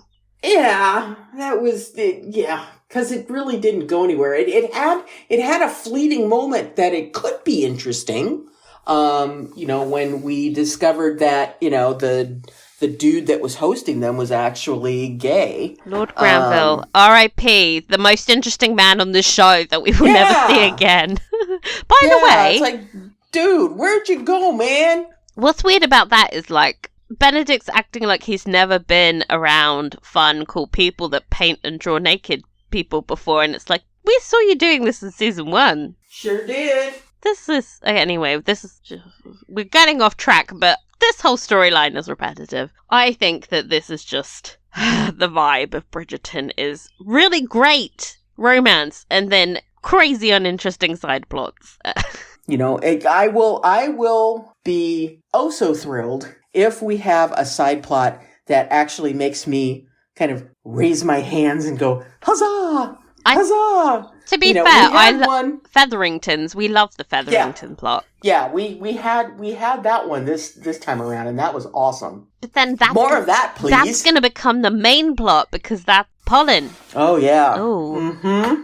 I am so intrigued on what the hell they're going to do. It's going to be messy. with that, it's going to be a mess, people. Just get ready to strap in. Hi, Rita and Michelle. Really love the podcast.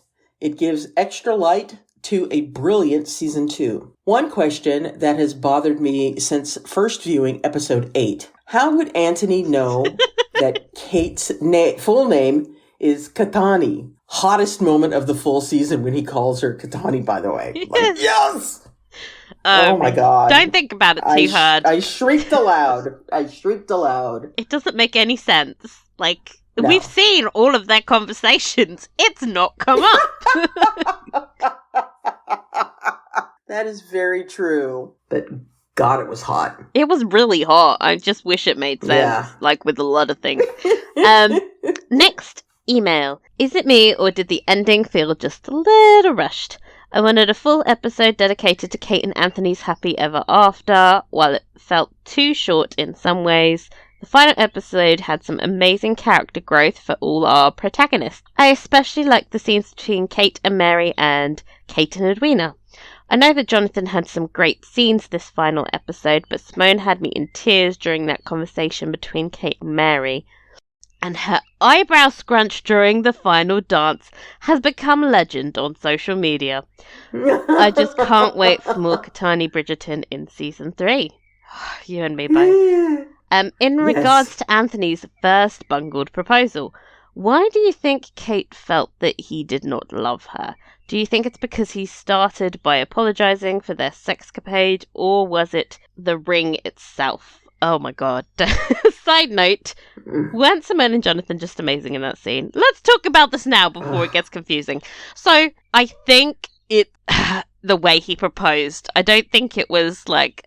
the concept of him loving her was so foreign to her. I think it was just that he was doing his whole duty... I have to do this thing for you because I have been such... I took advantage of you. Yeah. I compromised you, and so now I've got to do it. Yeah. Mm-hmm. But do you think at that moment she has really accepted that she's worthy of love as well? Because it's not until she breaks down and cries with Mary that Mary's like, you deserve love. No, I think you're absolutely right. And I think it was the conversation that she had not only with Mary, but the one with Edwina as well, where they both are basically saying, you deserve everything and more. We are not any more worthy of this kind of happiness than you are. It's like, you deserve all of this as well. Don't think of yourself as being, half sister, step daughter, all that kind of stuff. You are their family. Yeah. You are family. And she needed to hear that before I think she could accept the proposal. But also I think it's helpful when she could accept that, here's this Viscount who is ass over tea kettle. Lovely expression. Her. Isn't it though?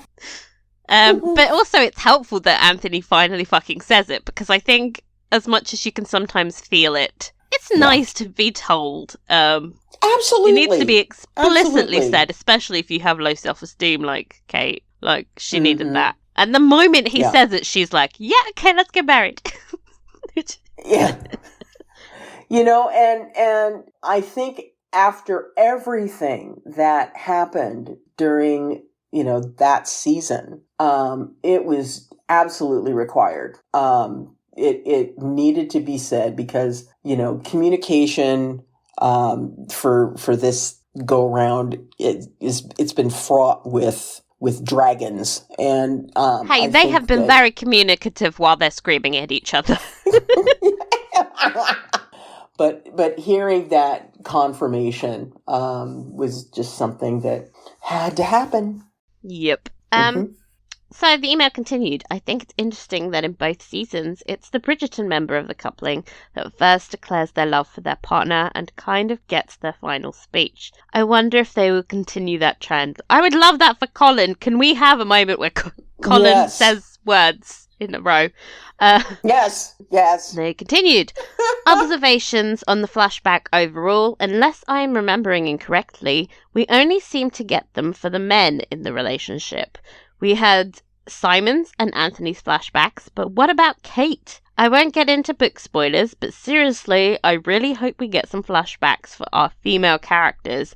And no, the Penelope Lady Whistledown stuff does not count. Boo. Yeah, and I agree with you. It would be wonderful to see some information into childhood and some flashbacks for the ladies would be. I mean, our main problem with that is that the next one's Penelope. Yeah. Oh God. We don't want to see Penelope's childhood. That was the trauma of growing up with the Featheringtons. And then you've got like the female. Oh wait. Benedict's love interest can have a flashback. There we go. Bish bash boom. Don't know when we're getting that, if ever, but that can happen. Mm-hmm. Okay, finally. Anyway, thanks for all your hard work, ladies. I love your podcast and have been rewatching this series on a weekly basis. Kudos to you for your restraint. I mean, we deserve awards. This is my second watch and I still had a hard time waiting. Thanks, Annie in Arizona. Thanks, Annie. Let's see. Okay, after rewatching probably more times than is healthy, I've decided one of the most information-rich and masterfully acted scenes of this episode is the one between Violet and Anthony in his study when she comes to announce that Kate has woken up. Yes. Agree. Earlier in the episode, we see him practically terrorizing his family, lashing out in his pain and upsetting absolutely everyone. He is so aggravating, and it was a relief to see Violet approach him with worry after he'd already alienated all of his siblings. There's a moment where she approaches him in the study with her hand on her chest, unable to even say the words that she knows will have a huge emotional impact on him. I felt much better about her mothering ability. Then, when she takes about 5 seconds to compose her feelings and allow herself into the space of absolute heartbreak he has been living in since Kate's fall, I really started to cheer her on. We understand what he's going through as he storms around and complains about his siblings' failings, but among the Bridgertons, it took his mother's experience of heartbreak beyond description to fully empathize with the terror he was feeling. When she held his hand and insisted, "You cannot lose her," I began to understand the reason the books depict all of her children as so deeply devoted to her. The moment Anthony's face breaks and he begins to weep and release all the fear he has been holding was one of the most understated and beautiful pieces of acting all season. Well done, Johnny. All the B's, all the Emmys, give this man all his flowers for this season's lush emotional display. Thank you, ladies, for giving me a space to gush and obsess along with you. It's been a joy. Katie from Oakland. Thank you, Katie. That was beautifully put. Oh, absolutely spot on. Bravo, Johnny. That scene, I rewatched episode 8 the other day to try and take a break from the K-drama hell I've been spinning around in. And what a weird choice of an emotional break. Like, I'm just going to watch this man cry.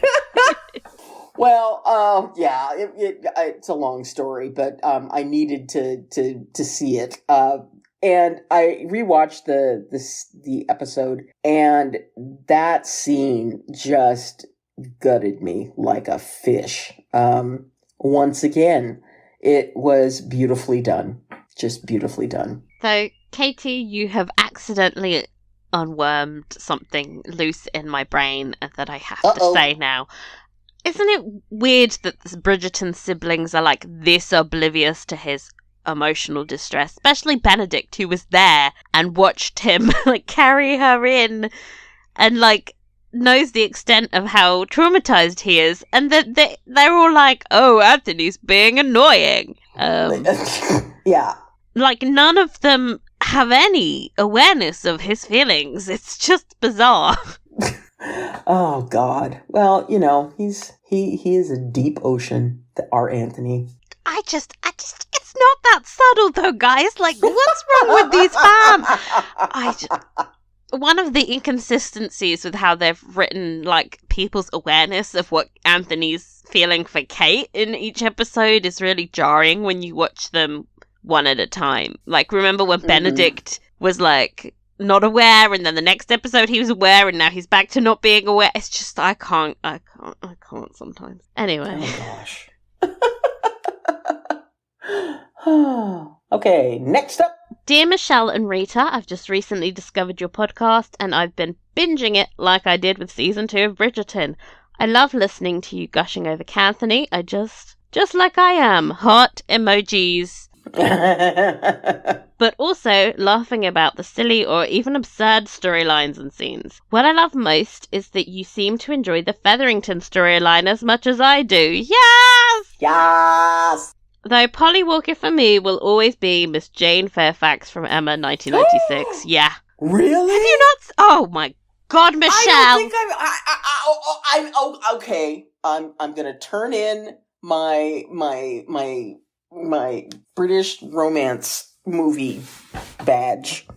I promise. Oh my God. Well, go back. Watch that movie. I will watch it. Jane Fairfax is a delight in every adaptation, but Polly Walker is amazing. I will watch it. I think she's amazing as Portia, especially since the new Lord Featherington is around. I get Mrs. Bennet vibes from her when she is fretting over the unmarried daughter she needs to take care of. Or the cousin who will turn all of them out of the house. Yeah. But luckily, she's much more pragmatic and energetic. Her storyline with Lord Featherington kept me guessing till the end. I could not make up my mind if she is playing or pretending with Lord Featherington or not. I think her acting was also brilliant. I would love to have a spin-off with the two of them scamming through the high society of New York or the Wild West. Oh my God, that sounds amazing! That would be so cool. I'm looking forward to hearing your thoughts on the last episode, and I hope you will continue with the coming seasons as well. Thank you for keeping us entertained. Vicky from Switzerland. Oh, thank you. And oh yeah, we are already ready for the next season. So we need it like next week, please. Yeah. Yeah. Get on that, people. Hello, Rita and Michelle. I continue to love the podcast, and I'm sad that we are at the end. I can't wait to hear your recap and analysis. I loved hearing Anthony call Kate's name before the fall. Kate! Yes. Oh, God. And can we just stop and appreciate the magic that is Anthony Jonathan Bailey jumping off a moving horse to get to Kate? Swoon. Insane. Yes. I can't believe he did that. Oh, my God. Right before our eyes, we watched Anthony become the total romantic hero, rescuing the heroine. He goes full superhero when he picks Kate up in the park and then carries her in the rain and up the stairs at Danbury House. Swoon! Did you notice he was wearing the see-through shirt again in the rain? Yes! Yes! Oh my gosh. Kate is the most beautiful comatose woman. Mm-hmm. My heart broke when she asked about whether Anthony visited. But Anthony again with that ring. The family has a collection in the book. He could have chosen another. I read the book after watching the season. But he gets points for choosing tulips for Kate when he visits and tries to propose. But Kate about killed me when she stopped him and announced that she was returning to India. What? But could he have been just a little more relaxed for a man that's already gone down on her? Apologies? Liberties? Dude, how about, I want to be with you? Oh, Anthony. That's too chill for Anthony Bridgerton. No. Yes. Finally, Mary apologizes to Kate. We get more insight into that relationship. Mary was a trooper when Kate accidentally admitted to sleeping with Anthony. Chris Van Dusen says they went all the way. What does a mother do in Regency England when her daughter admits to being ruined? Nothing. Ships are off to India, apparently. Exactly. And I would like to have Chris Van Dusen say how that happened. Yeah, can I just have a moment to discuss this? Do we consider things executive producers say in interviews to be canon? Because I certainly do not. Nope. It's not on screen. It does not count. It's like when She Who Shall Not Be Named was like, Dumbledore's gay. It's like, okay, thanks. You didn't write that. I can't. I can't see that. That does not count, babes. Yes. Anyway. Okay. They go on. It was so incredible to see him admit to his emotions and feelings. This was the absolute best proposal. Yes, it was. I almost cried when he said he would humble himself for her and that he couldn't see his life without her. And finally, I didn't faint when he used her real name. Swoon! Future proposals will be graded against this one. The epilogue was awesome, but I still wanted more of them.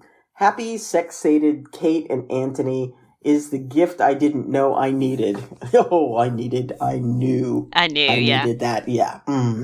I'll be looking for stolen, tender moments between them in season 3. I can't wait. Yes.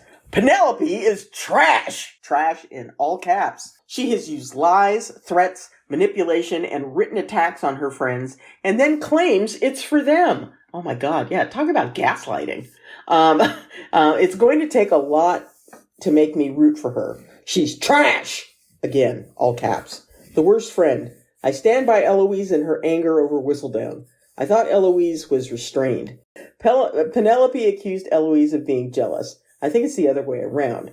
Penelope has a mother who does care, and a family that, while they don't agree with her, they see her. And after the emotional turmoil of the Theo breakup, I'm Team Eloise. Thoughts, Rita? But, like, the emotional turmoil of the Theo breakup? I know. I've never felt less. I was actively bored. And honestly, Eloise is jealous. That has been obvious since season 1, when she was obsessed with Lady Whistledown. That is clear and active in the storytelling. So, when Penelope turns to her and says, hey, at least I did something, there's a reason the writers wrote that scene. It's accurate. Yeah. They're both coming at each other for real things. I think Penelope does feel overlooked, and this is her way of lashing out at society. And I think Eloise has done fuck all. She's somebody who talks and does nothing.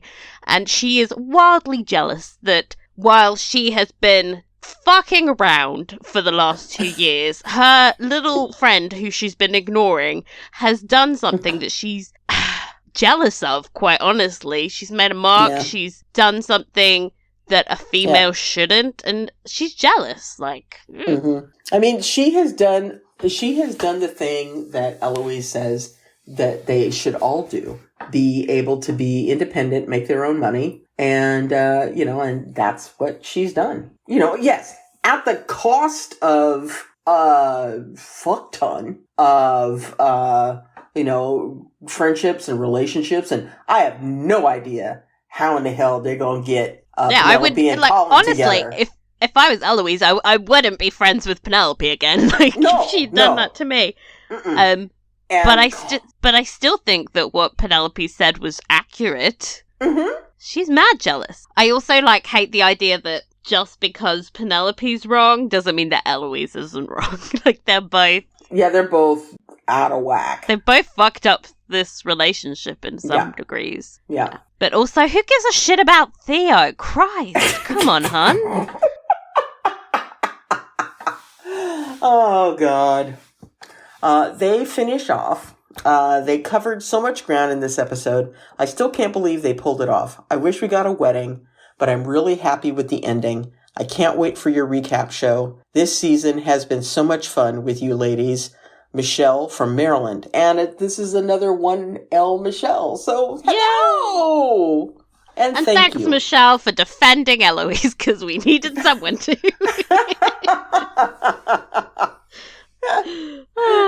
Okay. Next email. What? It's an essay!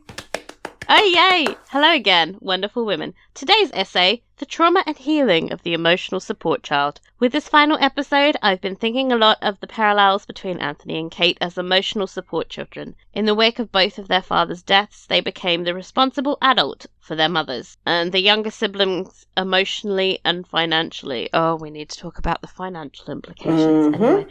Anthony and Kate deeply internalized that their personal failures also meant the failure and ruin of the people they loved the most. Kate prioritized a loveless life of spinsterhood, while Anthony similarly planned for a loveless marriage. In their minds, this was the best strategy for keeping their families and themselves protected. This is why it's so meaningful when, in the final episode, Kate and Anthony's mothers finally take ownership of their own failures to protect their children during times of family trauma. Ultimately, Violet and Mary were the adults who failed to step up. They finally acknowledged their responsibility in all of this. It's also critical that both Kate and Anthony get the message that they are loved. Capital letters loved.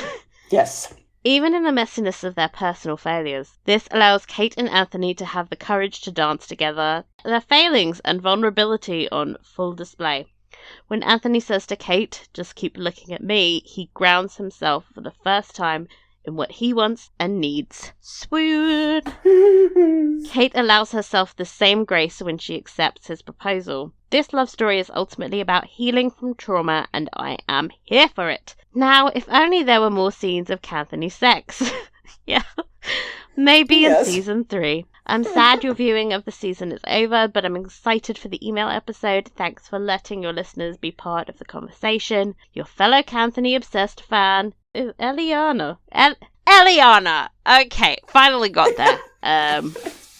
Thank you, Eliana. Oh, gosh. Hi, Rita and Michelle. Good thing someone decided to drive an empty wagon out in a thunderstorm through a big open field where lightning might strike. I worried Kanthony would have to wake Kate with True Love's kiss. We got someone with a little bit of snark on him. Okay. She is one of us. One of us. Yes, one of us. How did Eloise get the idea to check Penelope's floorboards? Why not ravage bookcases instead? What is to stop the current Lord Featherington from selling the house and kicking out Portia and daughters? Exactly. Why did the show cast 2 actors with fantastic chemistry only to make up flimsy excuses to keep them apart for 8 episodes? The novel did a better job of sustaining the tension. Thank you so much for your podcasts. You've kept me going through this season. Best, Elizabeth. Thank you, Elizabeth. That was the needed snark after us gushing. Yes. Hello, my fair podcasters. Can all emails please start this way going forward? Thank you. Had a lot of different feels in the episode. Giving it a 5. Anthony, what an amazing, beautiful man. So many good scenes, and I cried so many times. With Violet, when he learns about Kate being okay. With Benedict and Gregory being the big brother he should be. Yes. And with Kate, yowza. No, I've never had to read the word yowza before. He's seen the most character growth and loss of facial hair over the last 2 seasons. R.I.P. pointy sideburns. I will never forget you. Kate. Her changes were much more subtle, and I'm not sure we got enough backstory for her. I'm looking forward to getting more next season. She is an amazing actress. Peneloise. Here are the sad feelings. How does Eloise think it's okay to rummage through someone's room again? My only excuse for her is that she is the middle of 8 kids and doesn't think about personal space. Yeah. Even though it's been pointed out to her several times. I'm sure she would think of nothing of snooping around in a brother or sister's room, but she trashes Penelope's room. Eloise is getting to be harder to like. Penelope has dug herself a pretty big hole too. It's going to be very interesting to see how they, the show writers, get out of this next season. They have really dug themselves a hole, Michelle. Oh my god, yes. Oh my god, yes. It's ridiculous. I'm just kind of staring at it going, there is no way back from this. There's no way back from this. That makes any sense. Maybe it won't make sense. You never know. I have hope. They made us love Anthony after making him kind of an asshole in the first season. Well, true enough. I loved him in season 1. I don't care what anyone says. You're an Anthony stan. No, I just knew his trauma, so I could rationalize all of his decisions, unlike most people who hadn't read the books. That's the only difference, okay? I bet you if you went and rewatched season 1 now, you'd have a completely different opinion on those Violet Anthony scenes, because you were defending Violet, and I was like, no, she's a bitch, okay? And now we know. Yeah. Now we know. We have truth. They continued. So hopefully they can redeem Eloise and make Penelope into something awesome. I'm hoping you guys figure out why we hear Penelope's voice for Lady Whistledown for a few sentences instead of Julie Andrews near the end. What did that mean? Okay, so I think that was just the show being like, she is Lady Whistledown and she's internalized the Julie Andrewness of it all. Do you think this is all comes down to my Batman analogy from earlier in the season? I mean, she is, I think in that moment, debating who she is and who she wants to be. Just like you said, it's the Batman Bruce Wayne thing, where she's having to come to terms with kind of the direction that she wants to take. And in the end, we hear Julie Andrews' voice come back because that's the direction that she's decided to take. I think she also finds strength through that persona as well. Like in a moment where she's absolutely completely heartbroken, she's like, this is her moment of solace. She can be like, well, Lady Whistledown wouldn't be upset about this. So she puts on that sort of like a shield, her Batman cape, so to speak. Mm-hmm. We are keeping the Batman analogy for season 3. I'm Batman. Oh my god, Batman uses a different voice as well. Like, the layers. I could write a whole dissertation about this, okay? Okay, finishing the email. The Featherington fiasco. Here are the amused feelings. Do we believe that Colin could really figure it out? He hasn't come off as the smartest in the show. Oh, Colin's smart. He worked out that he needed to go to Greece. Greece is lovely. Yeah, but only after making a really stupid decision to try and rescue Marina and all of that ridiculousness. Would Colin have worked this out by himself? No, but he also had Will telling him exactly what to do. So, well, Will basically said, yeah, the dude is a scammer.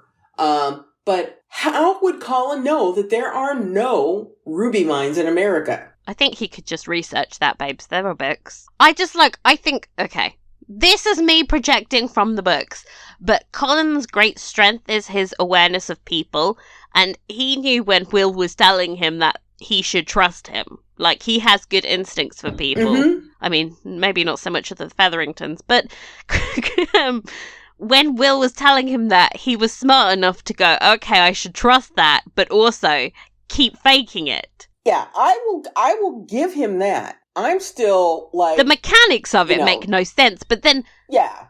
Does any of the mechanics of any of the plot lines make sense, Michelle, is the question. Well, you have a point.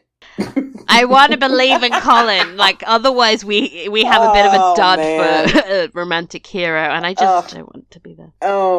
I think he's adorable.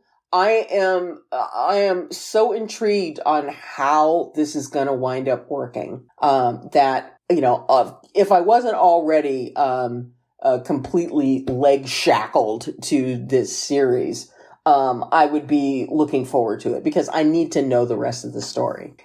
What's going to be hard for me is not reading that book until the series The thing is, like, done. Honestly, Michelle, I think you could read the book because it's going to give you about as much information as I have no idea, because there's nothing like the book at this point. Like, the first person to find out who Lady Whistledown in that book is, by the way, not Eloise. Eloise is the last person to find out. Oh my god! Oh wow. One of this is like a minor bugbear I have, is that like the person that figures out what Penelope is doing is Colin, because he's the only one who pays attention to her. He's the only... And like, for me, like, that was emotionally satisfying because it was like, oh, the love interest is the person that sees her the clearest. It's like, that works. Having it be Eloise completely like fucks up the love story for me personally, because oh man, whatever. I guess they want to give Eloise something to do again. Oh my god. We'll see. Anyway, we'll see. Okay. Do we believe that Portia arranged all that stuff for Cousin Jack to get out of Dodge and not pull up? put up a fight. Apparently she did it in 5 minutes. Yeah, pretty much, because they wrapped up that bow pretty quick and pretty tight. So it'll be interesting to see what happens. And, one of the previous emails mentioned, what is going, Elizabeth's email mentioned what's going to stop the current Lord Featherington from selling the house. Nothing. Sure, he's swindled the Ton, but, he could wind up selling that house pretty damn quickly. He could sell that I would imagine. He could just hire a lawyer from afar to execute his orders. And say, go ahead, sell the house. Because, that's a way that he could wind up paying back all of the folks. I just, really disappointed in him and Portia for not working out how to run a Ponzi scheme. Or a Ponzi scheme? Yeah, I was just like, this is basic scamming bullshit. Come on. Multi-level marketing. Come on, people. Get with it. Come on. Do me and Michelle have to come in and teach you how to scam? Because we will. The fact that Portia can come up with this plan to get rid of Jack, but can't come up with how to sustain this other scheme she had, it's not consistent, but, I know. Oh. We still haven't finished the email. I like that we should think that she's smart enough and being the good mother, so okay. Can't wait to hear the podcast. Old friend Carol from Connecticut. Thanks, Carol. Hello, ladies. I've been a fan since back when you were the Poldark podcast. Oh, God, you've been through some things. And we're really, really sorry about those early episodes. But we're doing better now. Thank you for being here. I watched Bridgerton season 2 in one binge over a couple days. During my watch, I kept thinking about how Rita, the book reader, was going to review it. Admittedly, as a book reader myself, it took a few viewings for me to truly appreciate all the departures from such a beloved book. Can't wait for book club. Episode 208 was a true masterpiece. Perfect! I had flashbacks to episode 104. From Poldark. The high holy grail of all period drama episodes. If you haven't watched it, everyone just go watch that episode. Screw the rest of the show. Just watch 104. Yeah. 104. Oh my God. Perfection. A payoff for suffering through some of the weaker and less interesting plot points we were plagued with through the season. Eloise unmasking Lady Whistledown, Will and Alice now having a club that stands a fighting chance, quote unquote. See what you did there. The Sharma sisters have a true heart-to-heart. Lady Mary finally steps up and makes Kate feel worthy of love. Violet apologizing to Anthony at long last. It was an episode where the mothers really stepped up, with Portia abandoning Jack for her girls. Her "I am a mother" line was one of my favorites. My two favorite scenes were Anthony's declaration of love and Kate feeling worthy of accepting that love, and the epilogue. The epilogue is exquisite. It's a depiction of true happiness, a couple who is clearly so in sync, soulmates. The kiss at the end, spectacular. Anthony's smile at the end is the best moment of the series. Yeah, that smile was like the sun. You ladies have done a tremendous job this season. I really appreciate all the work that goes into it. Can't wait to hear your thoughts on this episode and the season as a whole. Looking forward to book club. Awesome. Thank you. Okay. I can't wait for book club either. Michelle, you're gonna love it. I know. Episode 8. I can't wait. Finally, happy Kanthony. Hey ladies, I really enjoy listening to your podcast because I always come away thinking about something differently, especially this episode. I really appreciated your insight last week, Rita. Oh my God. Call out. You said it was in episode 6, Edwina makes her choice. In episode 7, Anthony makes his choice. And you thought in episode 8, Kate would make her choice. I think you are absolutely correct. I've never heard that before in my entire life. Slow clap. Slow clap for Rita. I loved this episode. The writers did a great job of trying to clean things up. But the best part was Kate finally hearing everything she needed to make her choice. She clears the air with Edwina, admitting that she was not doing anything to maliciously hurt her, but rather Kate was denying her own feelings for the sake of Edwina. The scene between Kate and Mary was so moving. I thought it was crucial for Kate to hear Mary actually say that she deserves all the love in the world. I think it's something she has needed to hear from her for a very long time. Leaving the only thing holding Kate back is her ridiculous belief that Anthony doesn't love her, which is why we get that heartfelt declaration from him in the garden. But this isn't just about Kate choosing Anthony, this is also about Kate choosing herself and the life she wants to have. Kate and Anthony are characters that are so strong for their families, but they're not strong for themselves. I think that discovering the love they have for each other gives them the strength to be strong for themselves, and as Daphne put it, to fight for the family that they want. There were so many great elements in this episode: Anthony and Violet, Portia and Lord F, Anthony and Gregory, Penelope and Eloise. But what did you guys think of the last ballroom scene? I absolutely loved it. I mean, Kate looks like a beautiful Indian Disney princess in her orange ensemble. Chef's kiss perfection. Their dance is so stunning. Wrecking Ball was the perfect choice for them. In the choreography, there is the move where they bring their hands down in front of each other's faces, and then they clasp their hands together like they're metaphorically breaking down the walls. OMG, I cannot gush enough. A clap emoji, clap emoji, zing, clap emoji. Okay, the epilogue, ladies. Happy sexy Kanthony in the for the best. Yes. The look on his face when Kate walks away. That's the look of a man who adores his wife. I wanted more, but I'm hoping the reason we didn't get it this season is because there will be more next season. So before they start to play pal mal, Eloise has her line about Kate and Anthony away travelling for 6 months. They don't say where they went on their honeymoon, but I really like to think that they went to India, and Kate took Anthony to Bombay and showed him where she grew up. Okay, ladies. Yes. So it's been confirmed Pollen is going to be season 3. I'm so excited. Can't wait to hear your thoughts. Michelle, I'm currently reading the books, and I think you can read Romancing Mr. Bridgerton without having to read An Offer from a Gentleman first. This is from Jennifer in Chicago. Thank you, Jennifer, for doing the Lord's work, because I wasn't going to read that book. So, which is what? Romancing Mr. Bridgerton is Pollen. Yeah. And Offer from a Gentleman is Benedict. Yeah. Okay. Okay. All right.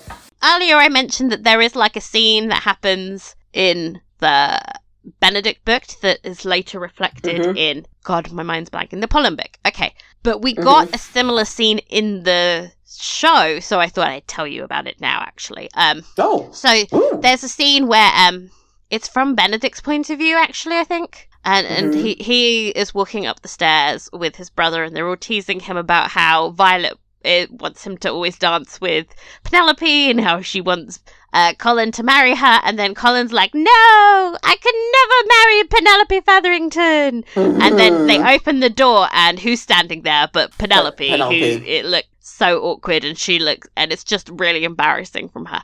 And then in the 4th book, you get that entire scene played out from Penelope's perspective, and like how completely humiliated she felt. And then there's like an extra scene where she talks to Anthony about it afterwards. Okay. Okay. So that's why I was like, if you read the 4th book, you won't get the context of that scene. But anyway. Okay. But they've already done it on the show, so you know. All right. Me. Well, then that's cool. By the way, it takes 6 months just to get on a boat to get to India. Oh. It takes a whole 6 months. If you read the Francesca book, there's a whole bit where one of the characters explains that like just sending a note, just sending a letter would take them 6 months. So by the time like he travels back, and he's like, well, if I told you ahead of time that I was coming, it would be like the letter would be on the boat with me. I can't tell you. So yeah, there's no way they went to India. Like, I don't know what the fuck that line is.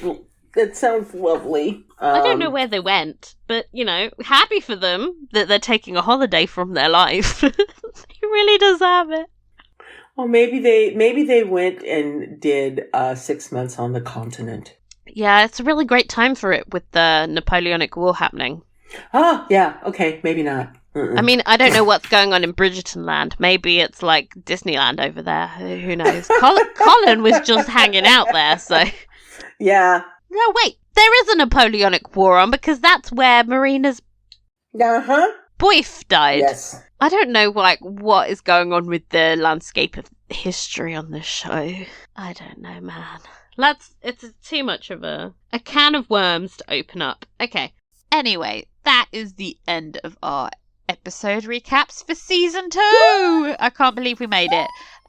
But it's not the end for this podcast. We'll be back next week. We will have our inbox podcast, as we have been promising. Then we usually do a series overview recap thing where we just like talk more generalized about the whole season. And then after that, we'll be doing a book club reading of The Viscount Who Loved Me by Julia Quinn. And that's going to be explosive and include a lot of screaming. So stick around. Yes. You'll see why we call ourselves In the Books Network. You'll see. Until then, follow us on social media. We are at In the Books Network on Instagram and Twitter, though I mostly live on the Insta. We're also on Tumblr. If you want to send in some anonymous questions, please email us at inthebooksnetwork@gmail.com and we'll read you out in the Inbox podcast. Woo! Mm-hmm. Remember to subscribe, rate, and please review us because it really helps us reach a larger audience. Until next time, guys, stay safe. Bye-bye. Yes. Bye.